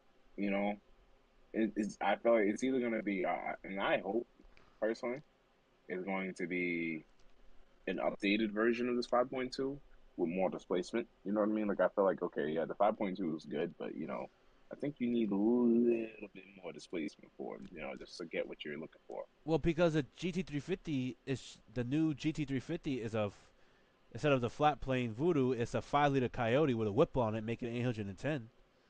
You know, Yeah, which is kind of funny. So it's like they literally took away the voodoo and said, "All right, here's a Coyote with a supercharger. Yeah, it's better." And it kind of reminds me like what GM did back in the day. Like, okay, but this thing looks bring up nice. the I ain't North gonna Star lie. again. This thing looks really nice. It, But like, if it reminds me what GM did. They're like, "Hey, we got a North Star, we got all these other engines, but LS, you know, LS ultimately is gonna be better." Like they have the XLR V, which came with a supercharged North Star, but it was built on the same production line as a C5 Corvette, just with a North Star V8. Then, literally they looked at the Corvette and said, yeah, the LS is better. And they're like, the LS is actually better. And I was like, but yeah, this no, the this LS is better. particular project with the new Dark Horse design, Ford isn't even involved. This is a all Shelby thing, like the Shelby company with a Michigan-based company called Turnkey Automotive slash Motorsports, and they built their own version with Shelby American company of a GT350. All I'm saying is, if Ford's coming out with a leaked document about a Shelby GT500, let's say Shelby's doing their own GT500 and they're calling it the Legend, yo, put that 7-liter in that mofo. Not the 7.3 Godzilla, put a 7-liter in that mofo. Do the tricks you did with the GT40 back then and just modernize everything now. Yeah, I can see why you do push rod, but go do overhead cam. You've been killing it. You made Chevy respond with the ZR1 and the Z06, a new Corvette. You had to make them respond because, although they were doing dual overhead cam, they were ass. Now they're killing it. So just go that extra step. It's like, all right, we showed you we can make 1,000 horsepower, 7.3-liter. Let's do this instead and try to do the same trick with less displacement. Do dual overhead cam. Do everything to it. Throw the book at it. These companies just gotta throw the book at it if you're giving names like Legend as one of those titles for your manufacturing company. If Ferrari named I their mean, car a Legend, like we're releasing a new name of engine called the Legend, you know that thing's gotta have a V12. You see what I'm saying? I just don't see Ford. I don't know. I would like them to do it. I just don't see it. I see them doing what Ford usually does. Everybody thinks they're gonna do that. Here comes, like, for example, everybody said, oh, after the 4.6, people are like, okay, they're probably gonna give us something like a 5.4, like, something bigger, like, Dodge size. You got the 5.7 running around, Mm-hmm. Chevy 6.0. They came out with a 5.0. Worked. You know what I mean? They called it 302, worked. You know what I mean? They gave us some nostalgia again. The True. legend, what was legendary? So, like, then I know what you're saying, GT40 was legendary, and, like, it did have a legendary mode. But it's like, I only see them doing this if two things. If Uh-huh. they make this motor that good and that light, they do give us another GT, Ford GT reboot. Like when I say reboot, like a new version of it that I don't comes with think the they're gonna do V8 this that. time. I don't think they're gonna do that. But I think if you're gonna name an engine the Legend, it should be that. I don't think they're gonna build another 4GT either Yep. in a while, if not ever. I think that's done because if they're trying to go at the top of the class at Le Mans, and since they're entering, it has to be hypercar. They're not gonna build a GT and make it a hypercar. Like the GT was an era in itself. That was the top of the class in the '60s. They've built it. They've done it. That's what it is. That's that. Now we're going. This is motorsport. This is entirely different. So they can't go that route. So if you're naming the engine the Legend, to me, that's what you should do. No, you're right. They are going motorsport. And then speaking of motorsport, I know we're talking about Shelby and Ford. Dodge is supposed to be getting back into NASCAR. I mean NASCAR again. Yeah, I mean, I could see that coming. They should because since their company's like iffy, but we're gonna go Yeah. back to Ford. I How light is the LS7, the Chevy 7-liter LS? Let's just check that out with Let's titanium find that out. rods and all this stuff. Because I'll tell you, Ford's 7.3 is 538 pounds. The LS7 weighs 454 pounds, and what do you say the 7.3 That's weighs? not bad. The 7.3, 538. I'm telling you, man, they gotta do a 7-liter. They So, got to. so if they make it all aluminum, right, and they can make it a 7.2 if they really want to, you know what I mean? 7.1 just to be different. This is a LS. Then This is a 7-liter LS7 pushrod that made 505 horsepower, 6,300 RPM. and look what the 7.3 already can do. Exactly, with modern technology. So imagine a 7-liter, not So iron block, that's why aluminum. I was thinking. That's why I was thinking the Godzilla plus the suit. Like we already know the Godzilla is capable of a lot of power.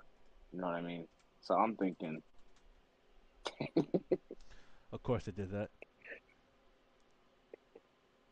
The Coyote 5.0 weighs around 411 pounds or 421 pounds with flywheel. yeah. So the Godzilla isn't that far off The 5-liter in terms of weight. going, the 5-liter only going up in displacement from. The only change was the board design after the Gen 3 with the 92.2 millimeter to just 93 millimeter, and then a bump in compression. So it went from 4.951 to actually a 5-liter 5.035, and I got a power bump obviously. No wonder, no wonder why they actually started making some power. Yeah, just that one little So that actually the matters. difference in Yeah, piston and compression. That's all it takes. It went from yeah. 412, You went 420, from a 435 4.9 to damn near 500. to a real. You went from a 4.9 liter to a real 5.0. Well, they always done that. They always Just like funny. even the older Fox, like the Yeah, Fox body Mustang, I know. That's 4.995. the reason I'm saying it. That's what I'm saying it. They should have. What they should have did is actually call it a 4.9 and been unique like Ferrari and everybody else. Yeah, okay. But I They want that understand. roundness. Yeah, I know. They did it with my Lincoln 3.9. They took a Jaguar motor and de-stroked it and said, "Hey, you're now 3.9 So it's around. So instead of let's say 4.0." ballpark is 450 pounds, the 5-liter Coyote. So that's about the same. Fox body 5-liter, that's 411. The Gen 3 Coyote weighs 445 pounds. So it's 9 pounds less than the 7-liter. Imagine that in dual overhead cam platform, 7 liters. And this is 5.0. You're missing 2 liters. No, they probably could do it, but like, what if they took a Godzilla motor and just reworked the heads? I kind of feel like that's what Chevy did. But it's iron block, 580 pounds. Yeah, oh, No, 580. what's the specs on this Where did I though? see 530? Probably without fluids. Hey, and it Bell housing bolt pattern runs. same as the 4654 in the 5-liter Coyote, which means you could throw Yep. this in your Mustang and be fine. Mm-hmm. Except that transmission is gonna blow up. Godzilla I probably engine, handle it. Probably handle it. I think it comes with a 10 speed in the heavy duty trucks too. 107 millimeter bore and 101 millimeter stroke. Holy shit! Big boy. That's a big Big boy. boy. 430 horsepower, 475 pound-feet of torque with a 10.5 to 1 compression Wait, ratio. it only Make makes that 7.0 the Godzilla makes 430 and the Megazilla makes 612. I thought they were like 1,000 horsepower motors. capable Yeah, but they can only do this much. from factory. Add boost. Well, tuning. Add tuning and boost. You're making a lot more. Tuning alone, you'd probably squeeze that from 430 to 500, almost 550 maybe. And then with boost, I mean, you're probably at 900 to 1,000. Only because that's what they're meant to do. The Ford was it 429? Cobra Jet. No, the engine in the GT40. No, 427. Sorry, it's not 429. not a Cobra Jet. Did 485 horsepower, 6,400 RPM in 1966. 520 in 1967. Torque, yada yada yada. GT40. Let me see. About the same. Bore and stroke. 107 millimeters by 96. Yo, do exactly that. Because you're on ballpark with your Godzilla. You're just 6 millimeters off a stroke. As I'm saying, they have a Godzilla, and if they call it the Legend, you said something about the motor, add some modernness, but I'm like, they're gonna call it a Legend. Ford's probably gonna go back to pushrod technology. They're gonna probably go back to like, Nah, okay, hey, nah, nah, nah, nah. I don't want that. No, no, no. pushrods work. I understand push It's thrust work. American. All I'm saying is do everything that you did with the GT40 back then, and if you're gonna do it with this motor you're calling the Legend, throw it all at it. Modernize it. Have a small like the Ferrari head that I have, the F-140. How the head's so small it damn near looks like it could be a pushrod head. Like make it something like that. Dual overhead cam, 7 liter. They could. I mean, what I would like to see Ford really do, honestly, is do what like Chevy did, in my opinion, and take their pushrod motor, right, and just rework it and make it so it can have dual overhead cams, dual overhead cams. Because I feel like that's what Chevy did. I felt like Chevy just took the LT platform, and then they said, okay, how do we make this dual overhead cam? Move the camshaft from the middle, put it in the heads, and then voila. Where is this exhaust that Celeritech did for the C6 Z06 that made it sound like amazing? Yeah. Or you mean I seen the one where is that I see the TikTok. Right Is there, that there the it is. one? It's a 4 to 2 to 1. It's a 4 to 2 to 1 big opening, like an oval opening. Do something like that with the Mustang, Yeah, like that 4 to 2, and it goes into one. yeah, no, that'd be nice. If you ever, I don't know if you ever saw the video, but if you ever saw the video, that thing it sounds exotic. It's amazing. Yeah, no, I know, I've seen it before. Actually, that believe it or It's a not, muscle car with it's actually supercar tone. it's actually the reason why I wanted to build a Yukon Denali or Escalade or Silverado because I wanted to put equal length headers on it and make it sound like higher pitched and more like a Corvette Yeah, but this than the truck. literally sounds like close to like Italian levels of V8 without the whole flat plane and redesign. It's just purely exhaust work. This is engineering. If you Yeah, they throw would. something like this with a quote unquote Legend, like I would think it's like a 7 liter Coyote basically, just lightened up without the big head architecture. So, the way I picture it is Legend, 7 liter, small head design, Coyote, can rev to let's say 8,000 or 8,500 RPM, makes let's say 700 horses. Let's say just about like make it a race variant with titanium rods, valves, all that other stuff, and put this type of exhaust work to it to make it sound like the old school GT40. Like, then let's say you want to bring out like a GT40 retro style, like Lamborghini did with the Countach. Like they're bringing back the GT40, but in a retro version, quote unquote. Let's say they could just throw that Legend motor right in there.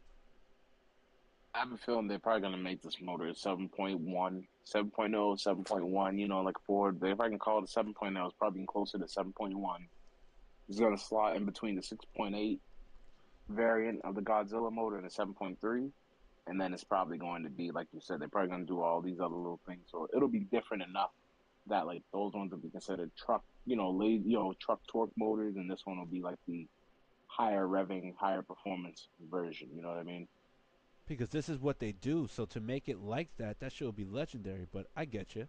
I get where you're coming from, but I just want to see something a little Cost wise, yeah, like I want to see them go all like out. look at that. I'm just looking at it from cost and knowing how these American manufacturers like to, you know, Yeah, right off the top. but look at what they're doing with the whole GTD thing. If you're gonna go that far and you're gonna call it a legend, just go all out. You know what? The GTD, in my opinion, when they released it, it was good in idea and concept, and should be only a car that they've only made like 10 or like 100 of them. You know, limited production run. Mm-hmm. You know what I mean? And I know it is, but like I mean, it should be super limited. Like you know what I mean? Like it should be exclusive. But I want to see the GTD go back on the track since people are like, oh, it didn't beat the 911. I want to see it go back on the track on a dry day with actual racing tires and everything, and I want to see what it does to see if it's actually a better performer than a Porsche 911 You talk about a GT3. North in the Nordschleife, the Nürburgring Nordschleife. Yes, I think that yes, they said they were gonna go back, so it's not like this is a rumor. They said like, oh, this thing still has more in the tank. They're gonna go back. We just don't know the day. and I can't wait. I can't wait to see it because people were already bad mouthing that, and that's okay. I love when people do that because if the product is not at its full potential yet, Mm. then let's just wait to see what it can actually do. Let's see. Where does it place with You know, I understand now why you told me to get on GT7 because I'm like I want to drive a GTD, but how can I drive a Well, you could GTD? do you Oh, could I do a know how I Assetto can drive Corsa one. on your PC. Similar. Ah, I'm gonna do that. It's cheaper. I gotta do that. Yeah, it did a with Dirk Mueller. It did a That's fixed right. 657, 685. So it was faster than the Porsche Cayman GT4 RS man thigh performance kit. So this is different. It's not the actual. It's not the actual Porsche from Hey, Porsche that's pretty production, nice though. but it did a That's second. nice though. It's It right did. there. It did just about 6/10 quicker than the Porsche 911 GT2 RS, which is but it did it better than the older 991.2, not the 992. So the 991.2 GT3 RS, GT2 RS, sorry, and it did a two Yeah, second quicker than the 911 GT3 992.1, but it was the man side yeah, performance kit, so it's not even the full RS yeah, spec. yeah. It beat quite a lot of And the cars. Don't RS get me pick. wrong. Don't get me wrong. It beat Oh, quite a lot of cars. it beat some good cars. You know what I mean? And I see it up there. Like yeah, the GT3 RS out edges it a little bit. That tells me yeah, if that car, if they're saying it has more gas in the tank, who knows how it would do with another driver? Like I see Christian's name right there a lot. So Yeah, Christian Gerbrugh. like who knows how it would do Lexus with LFA him driving it. Nürburgring did a 714. Damn. The G82 Wow. M4 did a 715. So the LFA is still faster in a sense. M4 CSL, the new one. It's funny to see like some of these cars up there, like how good they perform. And like But it yeah, it I said a just it Ferrari also just beat 296. the 296. They're now entry level Yeah, Ferrari, which is interesting. yeah, which is good. That's pretty good. I mean, it's right there with a 918 Spider in a sense, pretty much. Almost a second behind it, but still, pretty much True. right there. But you also got the actual 911 GT3 RS, the 991, the older version that it Yeah. did. It So was a it's little only slower about than, 2 seconds behind. and it's slower than the 992 version. So the more recent one, the Radical SR8, Hmm. the GT3 RS again. with two different drivers. Oh yeah, GT3 then GT3 RS. So definitely this lower than the GT3 RS. It's supposedly predicted Yeah. to beat the GT3 RS, so we'll see about that. The AMG GTT Black Series, the Huracan So that means it Performante. has to do a 650, 651 or 650. If it does, imagine this: if it does a 644 like a Lamborghini Aventador, That'd be crazy. I wouldn't. like I that don't think that it's would ever gonna be do that, but it'll be crazy. no. Cause you It would be still. nice to see though, because that would tell us that we're where we are in terms of front engine rear wheel drive technology, especially on the Mustang platform, not the Corvette, because you know the Corvette hit the limit a while ago. Probably because they were using leaf springs. No, I'm just kidding. You'd be surprised. AMG one. Yeah, that's hypercar. I'm not gonna compare that. I just like how Mercedes just said we're gonna come out with a car. We're gonna call it the one. And Well, Mercedes, it it it's gonna be well called the AMG one. And it's like what? when you're basically running F1 for 8 years straight and dominating, yeah, I'm gonna call it the one too. AMG, Yeah. we're And number then you come one. out, and then you come out and dominate everybody with this random hypercar that everybody's like Mercedes ain't gonna build a hypercar. They had the SLR McLaren back in the day. Yeah, they had these other little cars. Then all of a sudden, here, oh what? Here's the AMG one. We'll race it today. And it's like, what? You guys No, gonna race they this did car? And they're well. like, yes. But it's funny because the AMG GT Black Series did a 643. So it just goes to show Yeah, you how many other cars for the price point that they're selling that car for. It shows you how many other yeah, cars they gotta beat. yeah. And it's like, like I see the GT Black Series. Before I would tell that's a lot of money for it. That's a lot of car, a lot of money. I would probably, I would rather I get a would Black probably Series. go with that over the GTD The if GT3, yeah, like all that's day, crazy. For like the all lap day, times these like things are even performing, yeah. same And price I'll as the still get AM. all the luxury. Hold on, let me see. AMG GT Black Series. Let's search this up. AMG GT Black Series. Because we know the GTD Yeah, Dark, the GTD is like like three what is hundred it? Three hundred and thousand, fifty, two, three hundred yeah, seventy two. thousand dollars. Look at that. Let's see how much. Yeah, like $326,000. come on, come on. Damn near 50 grand less, Like and I get a faster performing car. I get a faster performing car. I get the Mercedes And that luxury. was I get the new. That's prestige. now it's used with people holding Exactly. on to them. They obviously went up in Oh value, wow, but wow! Look at that! Look at that one edition right there that I got that said it was sold for auction. $775,000 in yeah, but 2022. I don't count that. I rather stick with what we have. AMG GT Black Series is what set the Nurburgring lap time. So $375,000. So for the same price, I go 15 seconds quicker. Yep, that's all I'm saying. Yeah, Attempt by Mercedes, verified by Norrie. OEM Michelin Pilot Sport Cup 2s, RMO tires on a damp track. Damp. Wasn't even fully dry. yeah. They still busted out a 643. And this was in Says a lot. 2020.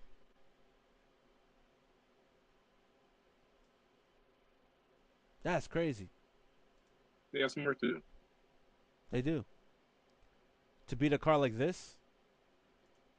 By the way, I see the new one, the new Mercedes AMG GT. I like it.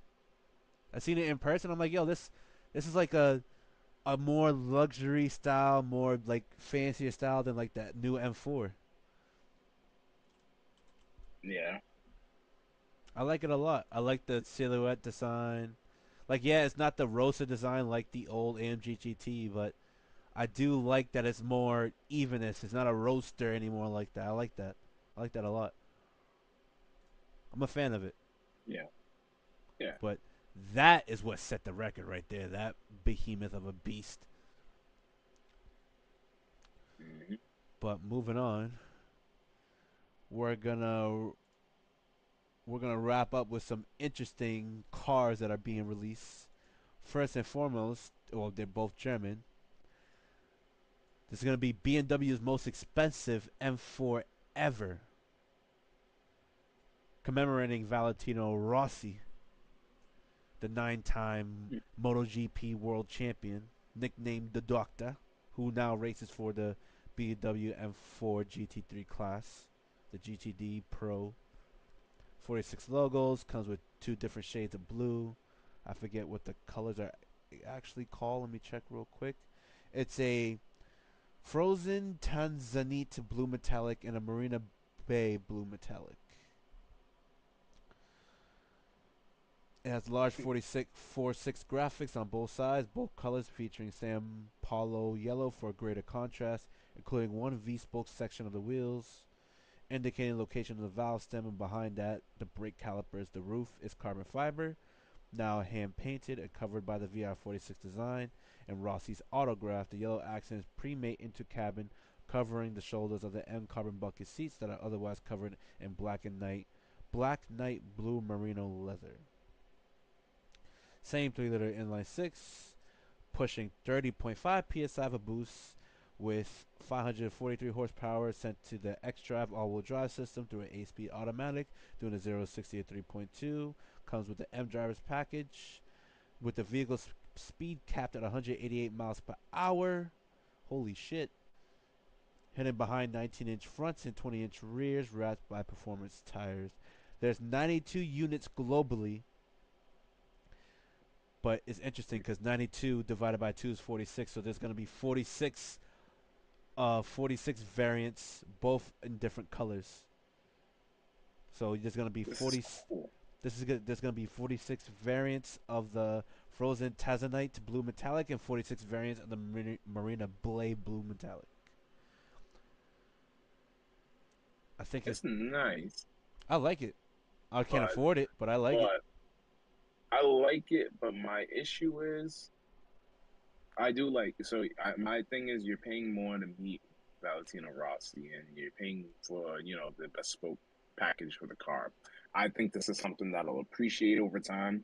I think a lot of people have a hard time paying for it as it is right now because they'll just say I can just get a if they can find one a CSL competition sport light, or they'll just get an M4 since there's no real mechanical differences. But this is definitely going to be something that I feel like years later will appreciate because it's going to be one of those rare models that was done in conjunction with this Valentino Rossi, has the number 46 on the side, the unique paint code and the contrast with The the two green. paint codes, yeah, And, they contrast with the yeah, the logo. two paint codes. Yeah, So yeah, that's like this is going to be something that's like it's not going to be appreciated when it first comes out unless you're a car collector and know that hey, look, I'm going to collect this car, keep this car because this is going to be worth what's $150,000 today. yeah. 155, it'll be worth 300 in maybe 4 years, 3 years. Who knows? Maybe even 2 years from now. Well, it's If not. BMW continues at this rate with the new like blocky big cars. Well, it's not only that. You got the 9-time MotoGP champion, the best to ever ride two wheels, that's Yeah, driving for your GTD program. That now you're gonna have a car basically made off of him. So just yeah. that's nice. I like that. I never. I expected them to keep racing. I never expected them to go this far into it as far as racing goes, like as far as out of retirement type thing. But Okay, okay. I like it. I wish I could afford it. For 151,000 for what you get, it's probably overkill. But it's the fact that you got a car that's tailored and designed by a 9-time world champion. I will probably pay that much money for that if I had the money. I'll definitely do a couple of aero treatments on it, but other than that, I do like the design. I like it a lot. Always loved his like dark blue with like neon green colors. See, I respect your decision on this car and how it looks and everything and all of that. Because I too, if I had the money, I would buy this car. But since I am a simpleton, and if I did have that money, I would probably be going to the dealership and getting a C8 Zora or whatever ZR1 Corvette, only because I am a simpleton. But if I had the money and I was a Hey, little bit, of higher class, this is what I would buy. if the ZR1 is first $220,000 first and foremost. So, but at the second time, yeah, you didn't know. Congratulations, it's $70,000 more than this. Rare spec M4 by VR himself. But Wait, they're charging how much money for this? The C8 Okay, Z sorry. That's the sorry. We'll talk about that. That's C8ZR1 next time. Okay. the C8ZR1 is like $220,000. Is that dealership markup? Is that's what they're charging? That's right off the manufacturing line. That's before dealership markup. This is before it hits the dealership. But would you rather $220,000 for 1,064 horsepower C8ZR1 twin turbo V8? Would you rather a $370,000 Ford Mustang GTD, or would you rather a $155,000 be a specially colored BMW M4, and you get to meet the I nine-time world say champion, and you I'd get to probably meet the take the nine-time world BMW. champion? Let me You tell know you what I'm why. saying? Let me tell you why. I'll probably take the BMW. Why? It's only 543 horsepower. It's already doing 3.20 to 60. So you're telling me if I give this thing maybe 800, like Hellcat power level, 1,000, or more. And they don't need I much. mean, and they don't need much because they're light. It handles really good. And so you're telling me that I can have a multi-purpose supercar kind of killer sports car that also I get to meet a legend, and then I have a legendary model that we know will appreciate. Yeah, I mean, all these cars are going to come on. appreciate depending on how the value of the market is.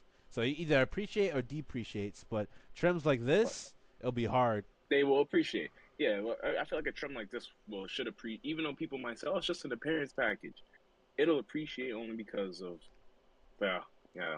Hope this, we just gotta hope somebody doesn't just get a regular M4, Because, paints it blue, because, puts a 46 like you see the Hellcats, oh yeah, for the sure. Hellcat boys. They're like Hellcat, and it's a V6 But you SXT. get to meet them, talk to them, take pictures with them, all this. You get to meet them, and they're only building 92 Yeah, examples. They're probably all going to be sold out, unfortunately.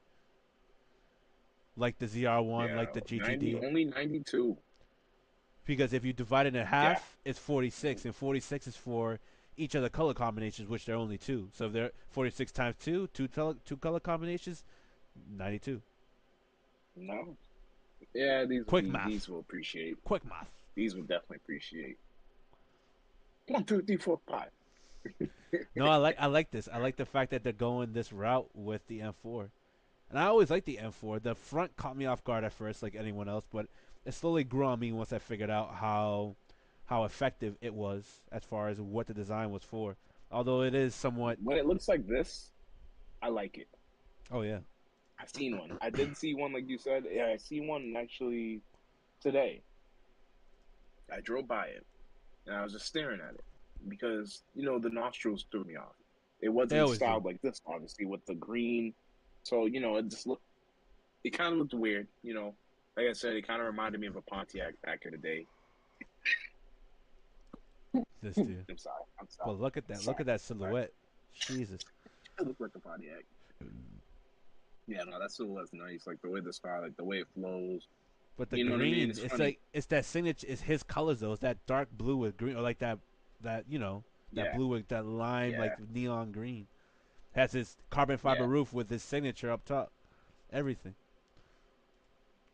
Look at that dark blue. That's what I Oh was gonna man. say. That's where the value is, the carbon fiber roof. Actually, I heard people were cutting roofs on their BMWs just to fit roofs on there now. Because I'm you like, could wow, get I them didn't know easy. people were that crazy. The E46 and the E92, you could get them easy. You get carbon But fiber but roofs easy.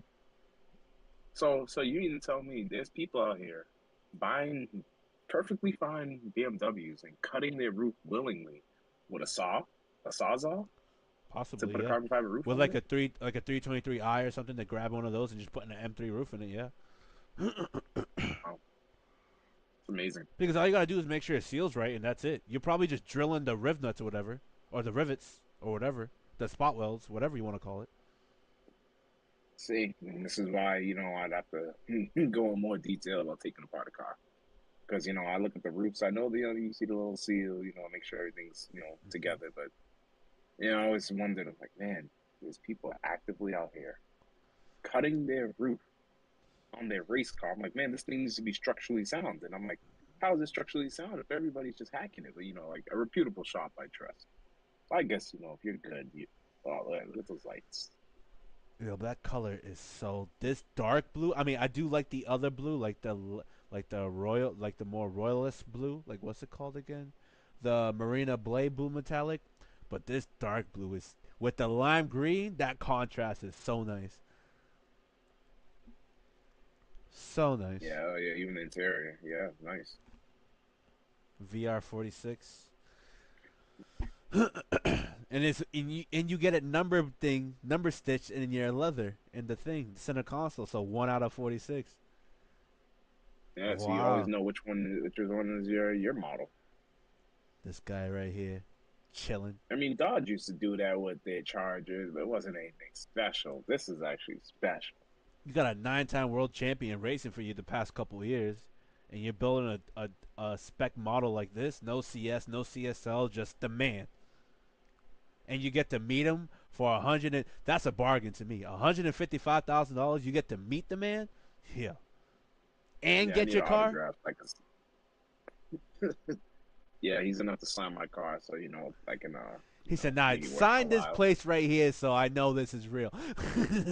Yeah, sign this right here and this right here. Let me get a Right on picture. the Yeah, dash. Right on the dash. Let me find a my dash pic real quick.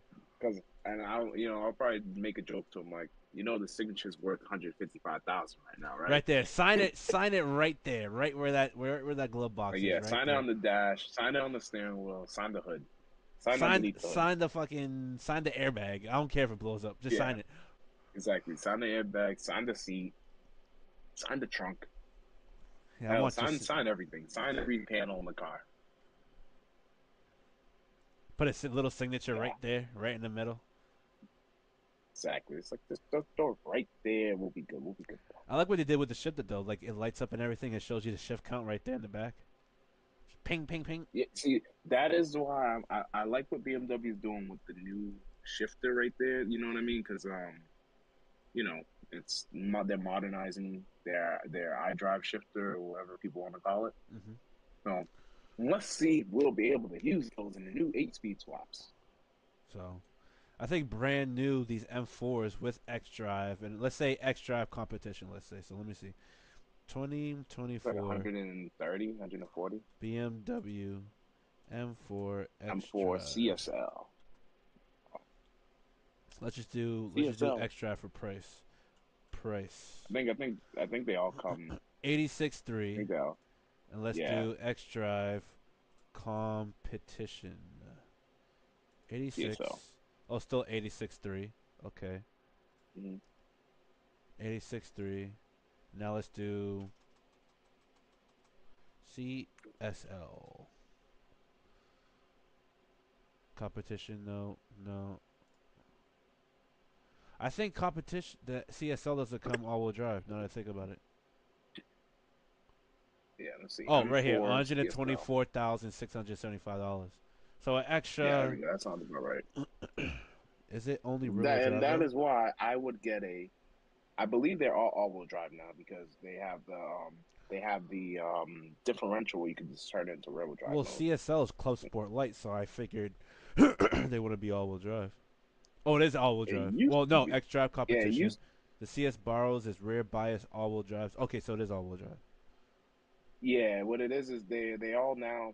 What I think back in 2015, 2016, Mercedes started this, and then they all started doing it, but they went all-wheel drive on a lot of their platforms, and BMW was still, which is why I kind of like them. I wanted the M6 Grand Coupe, but they were always still rear-wheel drive to like 2020, Mm-hmm. 2018, 2019. But BMW started making their cars all-wheel drive, so now Mercedes and BMW can put an ass whooping on Audi because Audi's been dominating the sports car world in terms of the all-wheel drive system. Everybody else had a sports car, but Audi always edged them out because if you lived in a harsher climate, you could have your all-wheel drive and still your sports car. Yeah, Now you can get the best of BMW or Mercedes and enjoy it. And if you want to go drifting, man, throw it in the drift mode and go ahead and slide the corners, do as much as you can. And if you want to have all-wheel drive, it might be snow, it might be rain, wet roads. Go ahead, put it back in the normal. for sure. I can't wait to Kind of see cool that. though. It's kind of cool though how far we've come in terms of technology, for cars. Hey, 543 horsepower, all-wheel drive, and it's reliable. And that's all you need. And that's all you need in terms of car. Probably has closer to 600 in BMW, but yeah, 543. Let's just call it But that. to end off on a couple of topics, there's going to be one after the other. Someone who's already bought a GT3 Cup car went out to go rally it. You, sir, win. You, sir, win. You, You sir, are win in just as life. great as Cletus. You're just as great as Cletus. Garrett Mitchell, his real official name, but you are just as great as him because everybody would say, you can't take a car like this out there. Look at that. Guess what? Guess what? Show people what the car can do. Show them what what they need to give us. Give us a rally 911. And you know what I like? Porsche a few years ago already told us. They said, hey, Look at instead of us that. giving you like bespoke Jesus. models like the GT3, your RS, and stuff like that, that's kind of unattainable, they Yeah. said they're going to focus on giving us more consumer models so everybody can enjoy a Porsche. And I like that. They want to give us 911 to cars. They want to give us 911. Obviously, they have turbo models. They got the all-wheel drive models. Hopefully, they give us a more budget-friendly, rally version variant like this. And maybe what, 80 to $100,000. Yes, that's affordable for Porsche people. That's what The thing Porsche. is, That's what that's what it is. this isn't a rally car. This is a Yeah, tarmac cup car, and this dude just went out yeah. to rally with it. That's amazing. Show people that it's not just a one-purpose car. Cars can kind of Well, do it they all. built it the car rally 911, but someone just said, "Nah, I'm getting the cup car and I'm gonna go rallying with it." They've already built it to Yeah, car rally 911. yeah. Yeah, I think and that's why I like that he's just showing people, hey, they're capable cars as it is. Maybe, hey, you go buy your own Porsche 911. And yes, although this is a cup car, but hey, you can literally lift it, throw some nice tires, throw some nice suspension on it, send it. Well, credits to Belgian Motorsports YouTube channel for giving us this content because this is ridiculous. Yeah. This is This is crazy. something that I would have done, and you would say, you're not supposed to do that. And I'd say, yes, let's do it anyways. You would say, hey, Fair assessment. let's race this car Fair where it's assessment. supposed to be. And I'll say, let's do it. Let's go do it. You're like, listen, if you break this car, I'm not fixing it. I say that every single time. You break this car, I am not fixing it because I told you. if Unless you you're break it, helping me, you're I'm not. not. I'm not fixing I'm it. not fixing it. I'm like, please help, help. Actually, speaking of fixing cars, yeah, it took me so long as I was trying to put a new battery inside, Old Faithful, the old girl out there, Ah, and it was stuck in there, and it's like 27 degrees. I got one terminal off, and I'll just show you what I plan on getting. Found something online, and like I said it's so clean on the inside. When I opened it, I said, all right, I have to baby this thing. So I got to start my plan, my payment plan with you. But hopefully we can see this. what's that? Hopefully you can see it. Supercharger? Nope, it's a battery terminal. I turn off blur. Yeah, it's the focus on the blur. It's all right. Yeah, You can but just they're send it. You basically can just just send it to terminals. me. I'll just send it to you. It's Yeah, easier that way. yeah. Yeah, And you having fun? and last but not least, let's talk about since remember how BMW released their pinnacle of M cars, the SUV, right? Yeah. Let's talk about it a little. What do we classify as a M car? Let's say. Hmm. Ah, all right. Well, I wouldn't mind going first because I know you're gonna go into detail with M cards about this, but I Maybe. wouldn't mind going first. Who knows? I classify an M car as the pinnacle of BMW's engineering. So I classify it as they are taking a somewhat of a race car variant, might not be full race car spec. You know Hmm. what I mean? Like they definitely compete, but they're taking some of those important things like engine technology, like we were talking about, like what Ford should do. Hmm. They apply that to their otherwise street version, a variant of this car, the M cars get better suspension. Hmm. You know, to generally better transmission or a different transmission. You know, back in the day they were either manual or they came with a dual clutch or some sort of thing. Now today they come all with 8 speed, but you know, it's because it's gotten so well and Well, some good. of them got a 6-speed Um, manual. exactly, some still got a manual. Um, then it's the pinnacle of BMW's performance. You know what I mean? Like M signifies you're paying for the best performing variant of this model. You're not just getting a badge like some of the other, like, you know, Chevy used to do with the SS lineup. You know, it was just an appearance package, or like the Ford did with some of the other cars. You know, for the years, like they just made appearance packages. You know, now and BMW, you're actually getting the performance. And back in the day, it was really just a better handling car. Maybe it didn't have so much more power than its, you know, normal counterpart, but it handled that much more better, which allowed you to go faster around the track. M cars are track focused cars. I feel like, you know, they're meant to be driven. They're the driver's car. M is supposed to be the purest driving experience of BMW. You know, M is M is BMW Motorsports. I don't know how else to describe it. You know, So Motorworks. based on But go ahead. every I kind of based on I don't everything know what you else to say. said, would you think their new SUV is that? When you say new SUV, are we talking X3 competition, X3M? XM, We I talking believe was. X5, I or we think it's talking about the XM. XM? Yeah, I I think was it's a. hoping you weren't talking about that. Why? No, and that thing does not signify the epitome of BMW or M, and I think it's a poor representation of M, only because it's a hybrid. However, however, I will say with great regret, it is the future, and they basically were trying to show us that we can make an SUV. We're all going to start making SUVs, and we're also going to start making hybrids. So it's like they kind of did everything all in one to signify, like, hey, this is all of our technology. Kind of like what Mercedes did with the C63 four-cylinder flop. This is all our technology all in one package. And they all wanted to showcase how great they were. And I feel like the XM was just not what it was supposed to be. Like, if anything, the XM had some big shoes to fill. The X5 was already a great performer. Hmm. Then you have the X3M now, and you have the X3M competition. And I don't think they have X5M competition, or they may have, but the X3M competition is killing it right now. So the XM has some big shoes to fill. Eh, I agree with everything you Agree said. with it. Yeah. I what I don't like, I guess, it's not you, it's not anything you said, is Mm-hmm. you know how the Germans are progress through technology. I think they took that too literally for the XM.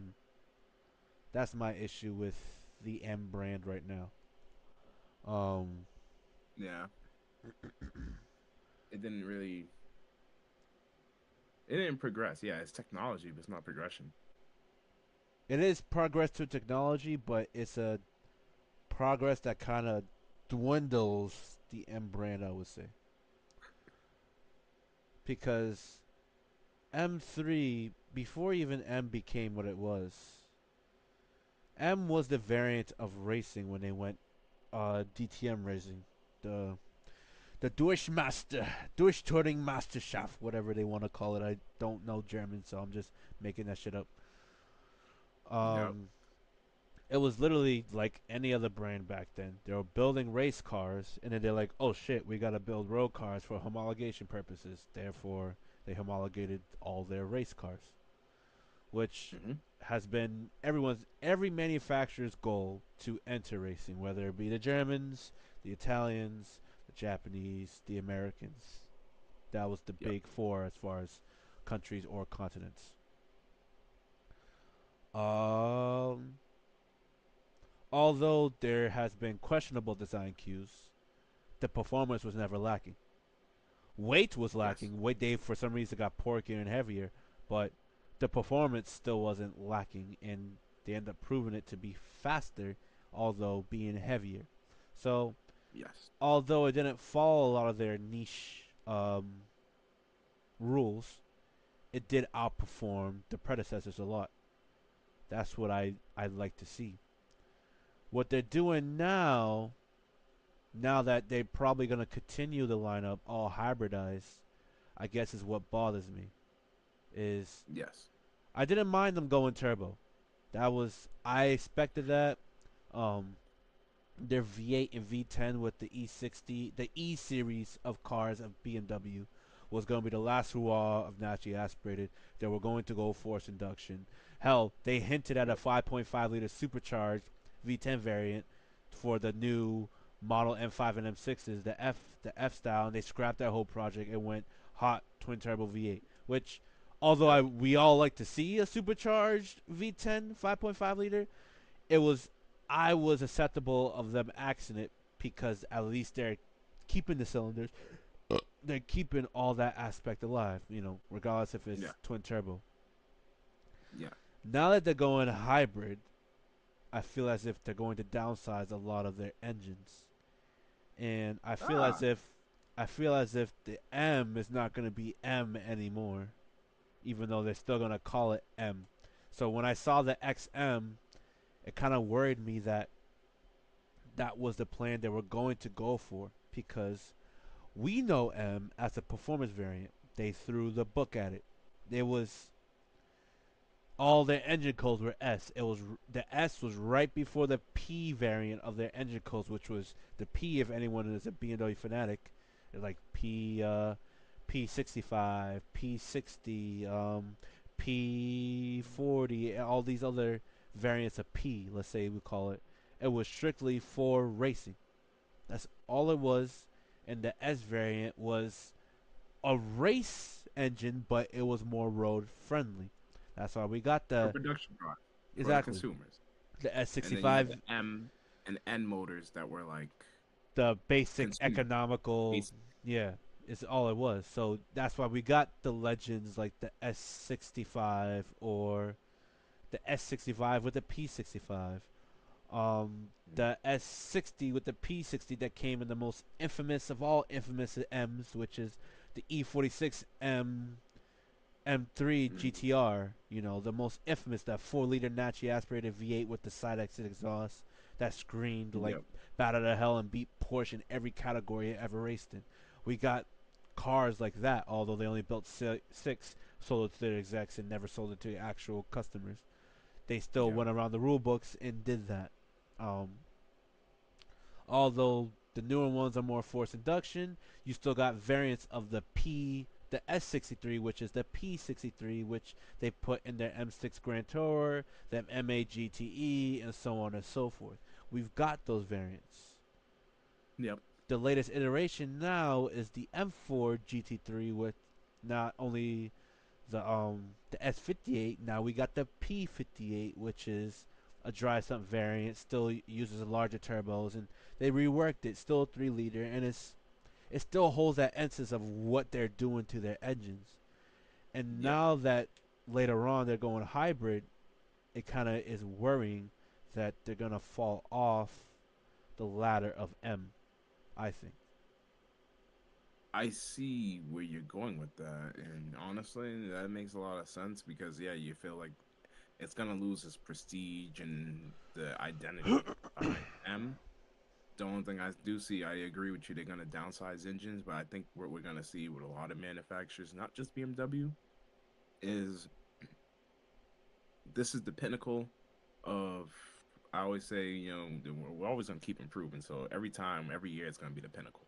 We're at the pinnacle Yeah. Okay. of engineering for engines right now, and there's always going to be room for improvement. We're probably not even at the pinnacle, but right now, this is one of the best motors they produced in a while. A long time. That is, and like it's reliable. So I think they're probably going to sit on it for a while, the same way they sat on like, in the '90s. I always felt like they had different variants. Like they had a 2.8 straight six, a 3.0, then they had a 3.2. Then they like you said, they had the race variant, so they had the N or N models of it, M52, And it's M54. Then they interesting. made And the it's S54, S52. Then they made, like you said, they had the Yeah, P variants that were in racing, like real, they're real racing, exactly. not just the S models. So I think they're probably gonna, since they just made, I think you said what was the P58, they're probably gonna sit on this maybe for a couple years, keep stringing it out, see how much more power they can make. I do hope to see them keep improving on the engine, like maybe say, okay, they have a 3.0, maybe they just start having fun with it and they say, oh, they give us a 3.5 variant that goes in like their SUVs, or something that's like the heavier SUVs, like an X5 or X7. I don't think so. And I maybe think they're they gonna start do what playing they. with those I think they're gonna do what they've been doing and just keep it like that. Just do it with high torque. To be honest. high torque, and then they probably still have the V8 models just for, Yeah. their larger cars. Since they did say that, oh, I know Mercedes said they're going to keep the V8. I think, was it BMW that said B they're and going to W keep the also V8 said as they're gonna. well? BMW and Mercedes So, both said they're gonna keep the V8, and Mercedes was also saying they're gonna keep the V12. So since they're doing so well with the straight six, hopefully they take some of that technology. I'm not saying that they don't make a good V8, but maybe they take some that good technology they learned and maybe give us a good V12. I don't think they're coming back with a V12. They discontinued it. I know they do so well with two straight sixes. They need to just give us one P58 or S58 or B58 and another one, and Just slap them in there you together. go.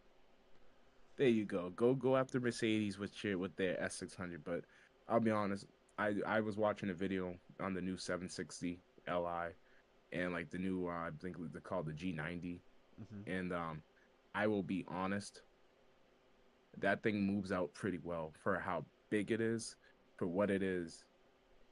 It's beating a lot of sports cars, and it's a big executive sedan. Well, that's what I'm saying. They're just getting heavier. Like They got heavier, the only good but the iteration of. hybrid technology, I it understand that. works. I understand what I'm saying is the only good iteration of power per weight was the E46, and I keep going back to that because that's literally it's almost the perfect M car. The That was the the last. That was E92 the they went first. heavier, but they threw a V8. So I'm like, all right, they went a little heavier, but you threw in a bigger motor, so it was their first and last M3 to ever come with a V8 because their first one Yeah, came with a 4 cylinder with a 6 cylinder yeah, option. So they went and threw a V8, and then I was like, you know what? Hooah. And the M5 was like, nah, we're not doing a V8. We're going to do a bespoke V10 because we're in Formula One. We're going to use our engineers to build a consumer engine yeah, V8. And I'm like, you know what? yeah. It But makes that's sense when from a marketing they had standpoint. fun with it. Yeah, they They have had fun fun with with it. it. They from a marketing standpoint, they're not gonna put a V8 that they put in an M3 and an M5. So they were like, nah, we're gonna Yeah, do a brand new motor. We can't put a V12, so we're gonna build a V10. Boom, there you yeah, go. So there was that. And they just gotten heavier. Although they both build power, they're quicker. They just gotten heavier. Like M3, the E46 is 3,200 pounds. The new M4 is 39, almost 4,000 pounds. 400, yeah, four yeah. thousand pounds. It's heavy. I mean, I agree they have gotten heavier in hybrid world, EV world. I factor in weight already immediately because I know batteries are heavy, Yeah. but but they have gotten heavier with EVs and batteries. Like I said, I expect them to all be heavy. I can't expect to add like another 1,000 pounds just in a battery weight. You know what I mean? And it's Hmm. probably going to be 500 to 1,000 pounds in most of these cars. Like BMW, they have a hybrid platform where Mercedes, they just said, "Hey, we're canceling off the whole EQ lineup now."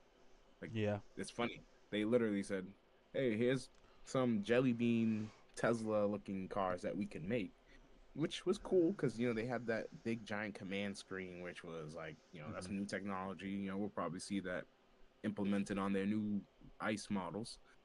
Um, BMW just integrated it all with their platform. So yeah, they all gained weight. But with weight, yeah, they gained power. But with the weight, they're gonna lose some of that driving feel.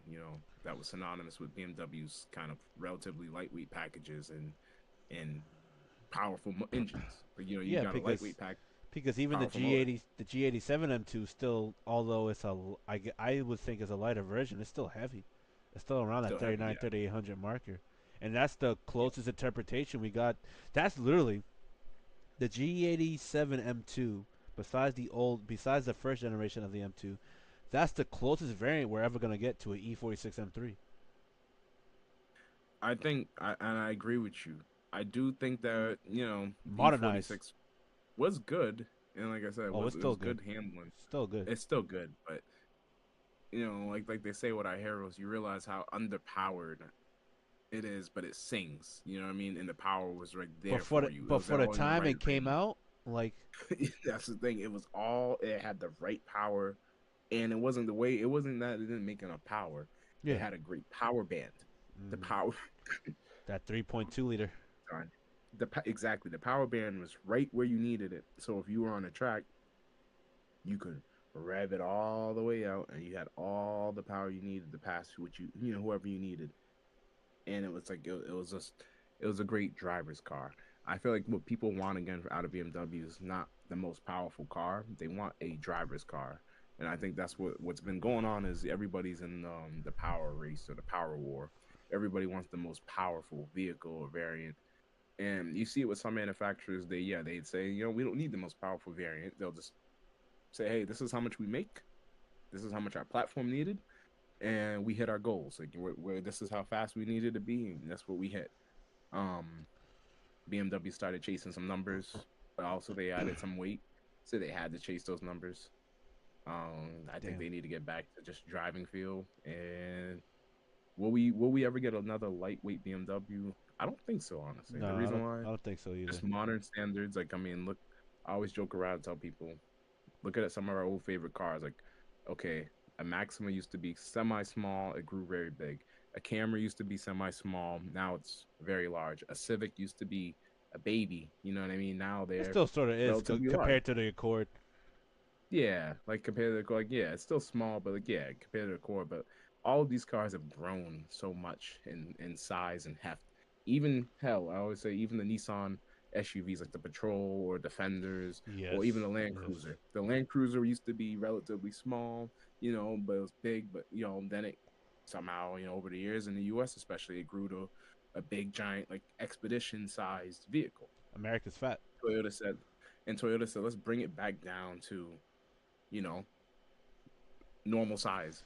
And yes, the U.S. market doesn't understand it because we're Americans and we're like, what do you mean the car you used to make a big car? What do you mean It's it got because we're smaller? fat. It's because America's fat. That's all it is. That's So, all. When it comes to that, because so America's a bigger consumer, they gotta make cars bigger so that people like and then people. again, our cars keep growing every year, and it's bad. Because America's fat. Like, We fat. We fat. It's alright. like, We big boys. okay, like I'm trying to think of another example, like the Ford Taurus, right? The Ford Taurus has always been full size, somewhat full That size thing's car, right? massive. The Ford But then Taurus. it got Holy shit. big. It looked like Yeah. a butt. Like you look at it, you're like, okay. Well, I used to see them coming in. I used to be in my little Lincoln or my little Cadillac SRX wagon SUV thing, and a Ford Taurus would park next to me. I'm like, that's a big car. Hell, the Ford Taurus is the size of like a Toyota Crown. Crazy. So it's like we kind of seen the writing on the wall with a lot of these vehicles. Like they've been growing. Like even a Rav4, I always like to joke around. The Rav4 used to be this nice little nimble off-road beast. Now, at one point, you could get a third row. You could get a third row in a Yeah, Rav4. I It's like know. Shit, wow. they gotten that big. And then but now they brought it in. I like what they did. Toyota said, oh, hey, it got big. Let's compact it a little bit. It's still gonna be Rav4, but we compacted it a little bit. I like the fact that they got big, like the RAV4 got big, but the seating size is somewhat the same to the fact that they could add a third row. Like they made the RAV4 bigger so that they could add a third row. Basically, that's what that told me. Yeah, literally, they were like, all right, extend it third row, and then kept So then when you everything. sit on it, And it they're still spacious. when you sit in it, it still feels like a RAV4. You just have a It third still row feels now. Rav4, but you still, and somehow it's like it's small but spacious now. You're Yeah. like, hey, you're over there. It's like, yeah. Before you're like, hey, move your elbow. Yeah, but the fucking no, the M, the back to the BMW M is just Yeah, like I said, the yeah, G87 M2 is probably the closest thing we're actually getting to the old hero, the E46. Although we can like old heads like us can reminisce about the E46 M3. You know, we could yeah. say, oh, the M2 is better in every aspect. But when you sit in that little time capsule, you could just feel why it's Yeah, so precious. Although you feel why. that SMG Yeah, transmission is a bastard of a shifter, and then the brakes aren't all that well. It's besides those inequalities, the quality of it is the pure mechanics of the car. And it's a mechanical car. the G87 M2, although it's modernized, is I think is the closest thing to it. The fact that I think it's only rear wheel drive. Although it's a twin turbo inline six, you still get the body size of it. The wheelbase is The only an inch wheelbase, yeah, apart. It's not as wide as like people make it seem to be. Like it's only everything's within the inch or like within an yeah. inch or a half an It's inch of the basically car the size of what the E46 would have been reincarnated as. without the whole boxy look. You know, I don't Exactly. like that's why I like companies like Adro, all the other cosmetic companies that they build new bumpers and stuff to them, make them look a lot better, make them look more like an M. You know what we Yeah. think BMW should do with a lot of these cars, since now that the M3 and M4, even the old F80 M3 and M4, they were more like like supercar attackers, let's say. Although they didn't really attack well, they were trying to go after that market as far as a sports car trying to beat supercars. Yep. The first generation M2 and the M2s that I think that are yet to come were more of that driver focused cars, like Yep. the E46 M3, like the even the E92 M3. It was more of a driver focused style car, and now the M3 and M4 are in their own class, almost a Grand Tourer type, almost in a Yeah. sense, That's how almost big they are now. not Yeah. entirely, but almost, you know, Almost. Yeah. Like they actually fit both yeah, roles. You know, you can because take it, go to around, they're not that or much bigger than the M2, but they are bigger. You know, they're not crazy bigger, but they are bigger. So you get that aspect of it. And now that their M's are gonna go hybridized, so we're gonna see probably an M2 hybrid, an M3, M4 hybrid, M5. So it's just I don't like it. I want the M to be like one of the last few brands to stay naturally aspirated. But since the M5 came out hybrid, we're probably going to see that trickle down to a lot of their models, and it's just I guess it's just upsetting to see, and I guess it just tells us that we're old, to be honest. uh, yeah, this says that we're living in the past, like they say. You know, now you know we're like this used to be like this. This used to be Well, like that. it's not But even that. It's like even if they cars are went, getting heavier. even like I told you, like I was speaking about earlier, they went forced induction. I wasn't I wasn't mad about it because it showed that it had power potential. It was still an internal combustion. They didn't use no hybrid. They didn't use like people like at those times, the 2016 blah blah blah and all that stuff. People was starting to use hybrids and all that stuff on some Yeah, of the cars. So at least we got, you know, although we got forced induction, we still got V8s, we still got six cylinders, and we still got I a think couple of yeah, V12s in the process from the German counterparts. You know, we got a I was twin scared turbo V12 during from that time, BMW before they discontinued it in the especially 2010s. during that time. Yeah, everybody went forced induction. Like 2012, everybody started playing with forced induction. 2011, and then everybody went full balls to the wall. Like 2016, everybody was like But with the forced forced induction induction, this, they were forced induction creating, that. yeah, they were creating crazy power with forced induction. So it's not like that's why I didn't mind it, because although all right, they're going away from naturally aspirated, they were getting some ridiculous power numbers. So they were like, we lost here, but we gained here. So I didn't mind it. Yeah, And now like we're we, going we may hybrid. have not have made this here, but we got you here. Yeah, but now we're going hybrid, and everything's gonna be a boat. We're gonna be in Yes, Challenger Charger territory. everything, and it doesn't make any sense. It's like, come on, we like not every car needs to be, you know, a boat anchor. You know, we don't need those, but in the American market, as you know, yes, everything people miss those Crown Victorias, the Grand Marquis, Chevy Yeah, those Caprice, older cars, and it's just I speak big about boats. M because they had that, and it's like now it's looking like it's going to dwindle away, which is annoying. It just it's upsetting. I don't like it, but that's just the way technology and companies are going about nowadays. Like that's why, you know, I have this picture of this M156 AMG 6.2 liter naturally aspirated V8 because it just shows how much the technology they could do and they could keep going with, regardless if this is not an M, this is an AMG.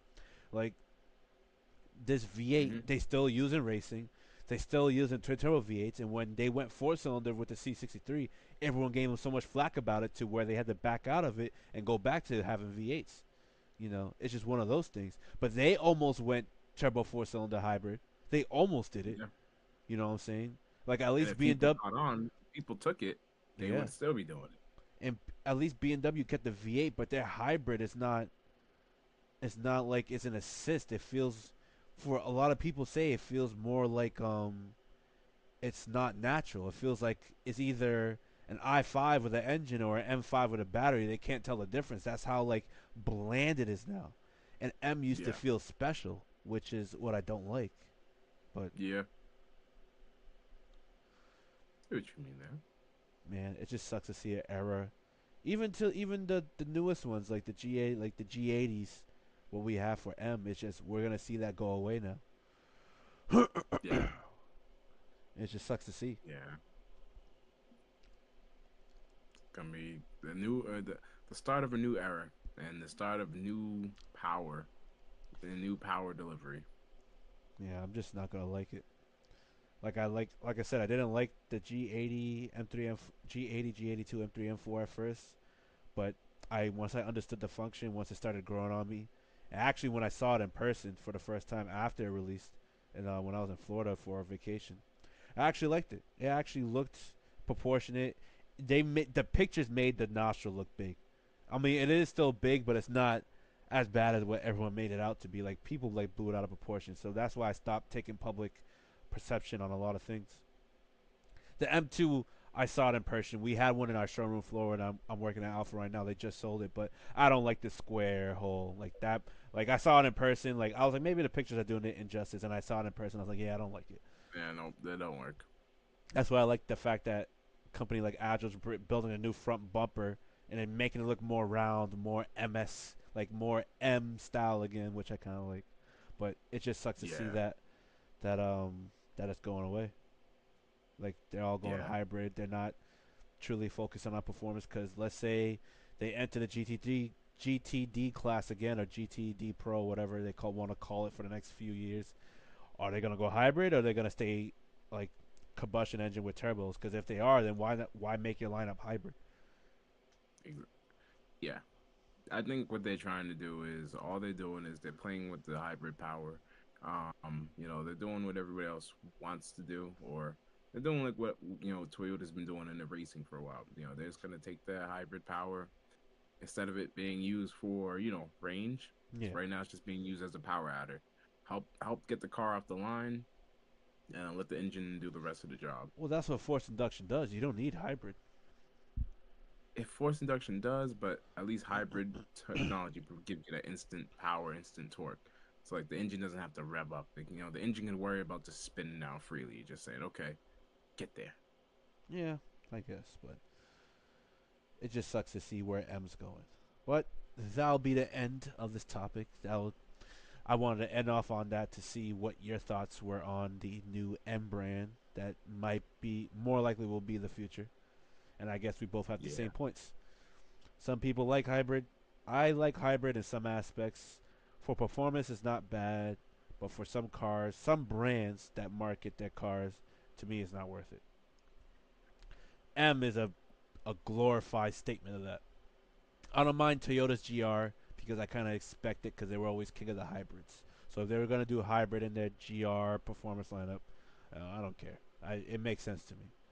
But I'll add one thing on that. what's that?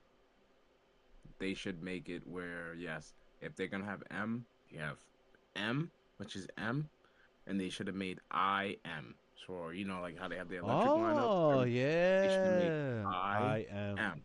Yeah, So then, hey, this is the electric M line, and you have the gas M line. Don't mix these things together the same way like Dodge Stellantis disbanded SRT to make them a engineering group to say, hey, make all our cars drive like SRTs. Now you lose, like you said, that what was special about like M or SRT or yeah. like that's like AMG giving us now That these like Hemi, AMG sport packages.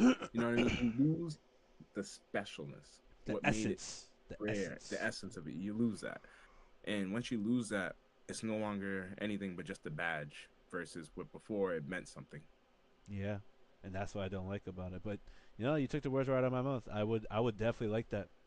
Even if the I wasn't just electric, and if it was an IM, it would be like a hybrid, just to test to see Yeah, like do a hybrid 4 cylinder for like the M3 M4, like the IM4 or that's IM3, what they should have made, and not an then XM.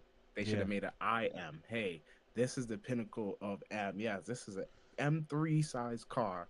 E46 size or take an M2 hybrid technology, or we got a S58 in it.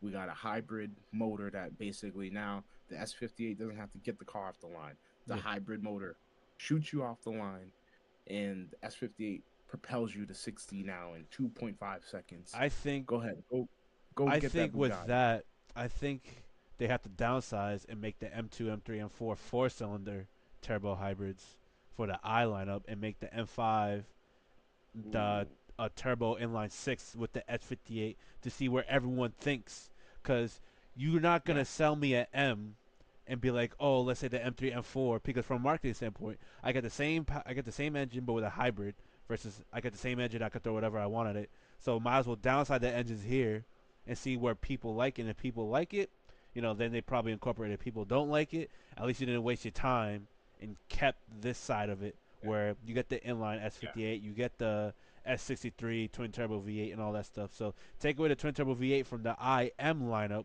and put the S58 with the hybrid and the M5, and put the S48 or B48, whatever they want to call it, in the M3, M4, and M2 with the hybrid, and call it the IM, and just see where people stack up. Do they want the hybrid turbo four cylinder, or they want the regular mechanical turbo or twin turbo inline six? Do they want You the know what? I like that. hybrid turbo, twin turbo S58 B58 in the M5, or do they want the S63 twin turbo V8 that's purely mechanical? You know why I like that? That's what Mercedes should have did. That's what they should have did. Instead of calling it a C63, hey, it shouldn't even have been a 4.3. That should have been a C35 Yeah. AM3 Or AMG. C You know what I or mean? like a I-63 or something like that. Exactly. CI 60 Yeah, E, C63E whatever. or whatever. Yeah. C63E or whatever, yeah. What And the then hell? that way we would have said, okay, we know what it is. And they, in all honesty, they should have used.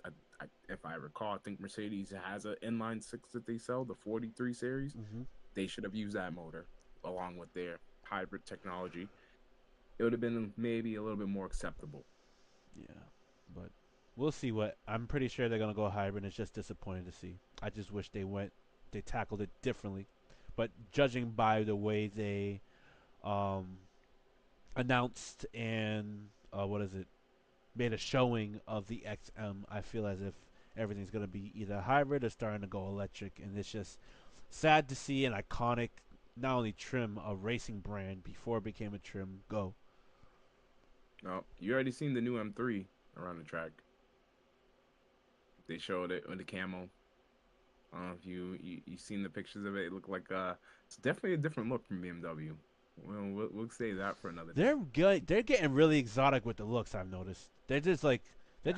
they're just throwing shit out there and just trying it out. What I've noticed. I didn't like the new look. Guess what? It's already growing on me because I can see what they're doing. It's a mixture of retro esque 90s BMW mixed with modern. Let me see. The new, I forget what they're going to call the new M3.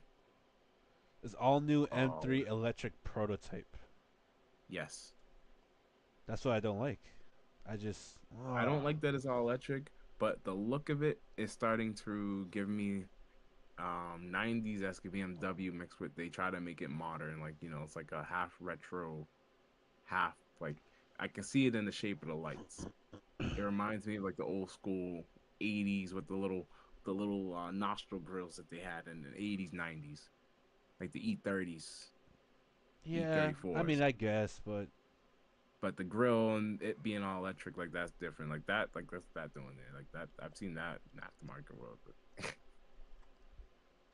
but yeah, I'm just it's not a definitely fan. I'm not a. interesting. It's just not. It's not for me, I guess. Interesting, interesting vehicle. Yeah, it's not for me. But we'll see how it does. I'm not. It's not the. It's not even the fact that I don't like the way it's look. It's like, actually, yeah, I don't like the way it looks. It looks weird to me. I I kind see of what see you're where you're coming saying. I see what you're saying, but I don't like it. It has, yeah, it has like they try, but it's different. Like, but yeah, at the same time, somehow, it's still undeniably BMW. What is that Pontiac car that had that weird taillights? These taillights, these split taillights. Oh, That's what it reminds me of. Not a Fiero, oh, not a Firebird. What is it? A Firebird? No, not really. it might be a Firebird.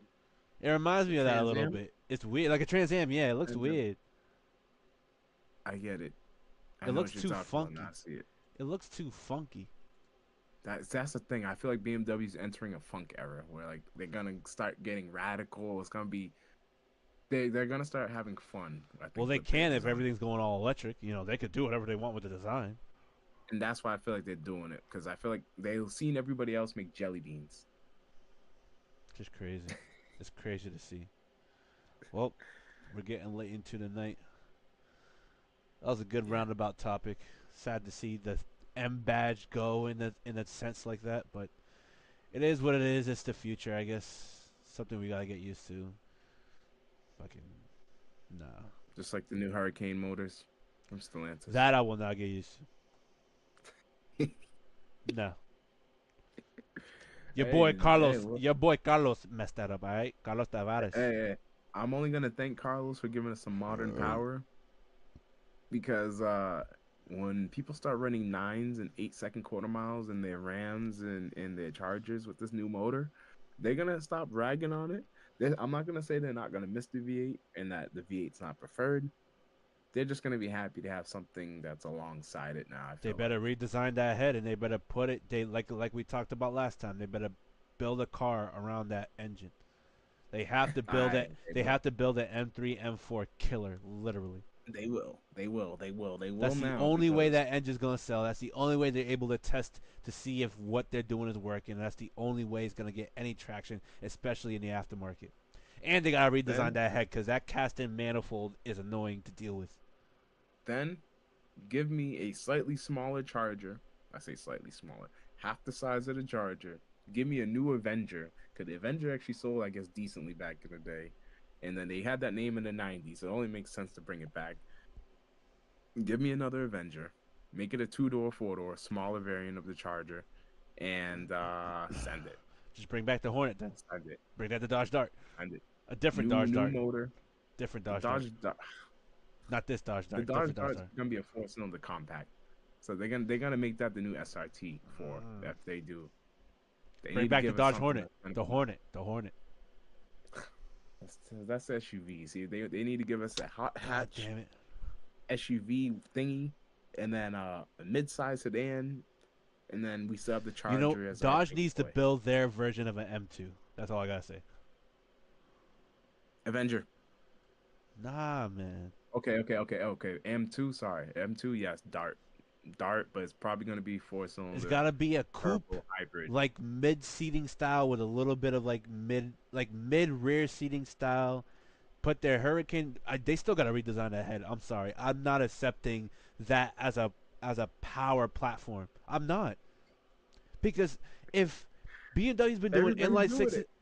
BMW's been doing inline sixes for how long? When have they ever did an integrated exhaust head on an inline six? Not Good once. point. Not even their Good point. economic M and N motors. Not even them shitty bastards. They never did Yeah, that. you're right. You absolutely got a point. They haven't.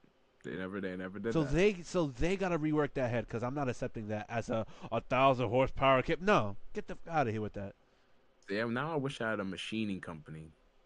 To I'd make a machine, new cylinder head for it. make a new cylinder head for it. He said, "Yeah, we Exactly. just 3D printed, make sure everything was good, and then we just went shit and Yeah, put exhaust like here you ports." go. Hey, ever wondered why you had a limitation? You couldn't add your turbos and and say, hey, I want to go bigger turbo. You want to go big Here you single? go. Go big single, There's a yeah. big single jingle right Do like there. the Real what is power, it? The 72 millimeter turbo class on the drag strips and shit. right?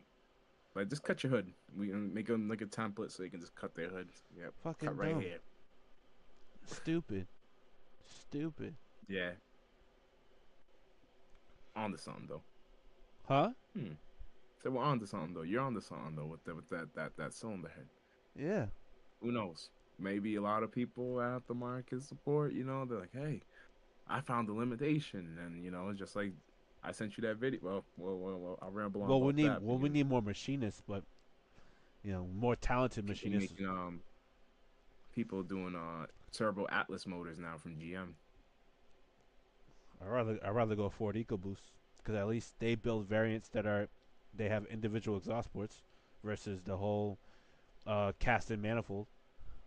At least, like you said, that's good that they actually have another variant versus Yeah, just they have one. they have a 3.5 variant where it's a cast-in manifold, and they still have a different 3.5 variant where it's individually exhaust, which I think I mixed the information on that, but I'll talk I about think I that know what another you mean. time. Yeah, I think they have like a 2.7, 3.0, Yeah, I think the and a 2.7 3.5. is the integrated exhaust manifold, and the 3.5 is all individually exhaust run. So I think I mixed the information when we talked about that last Ah, it time. makes sense.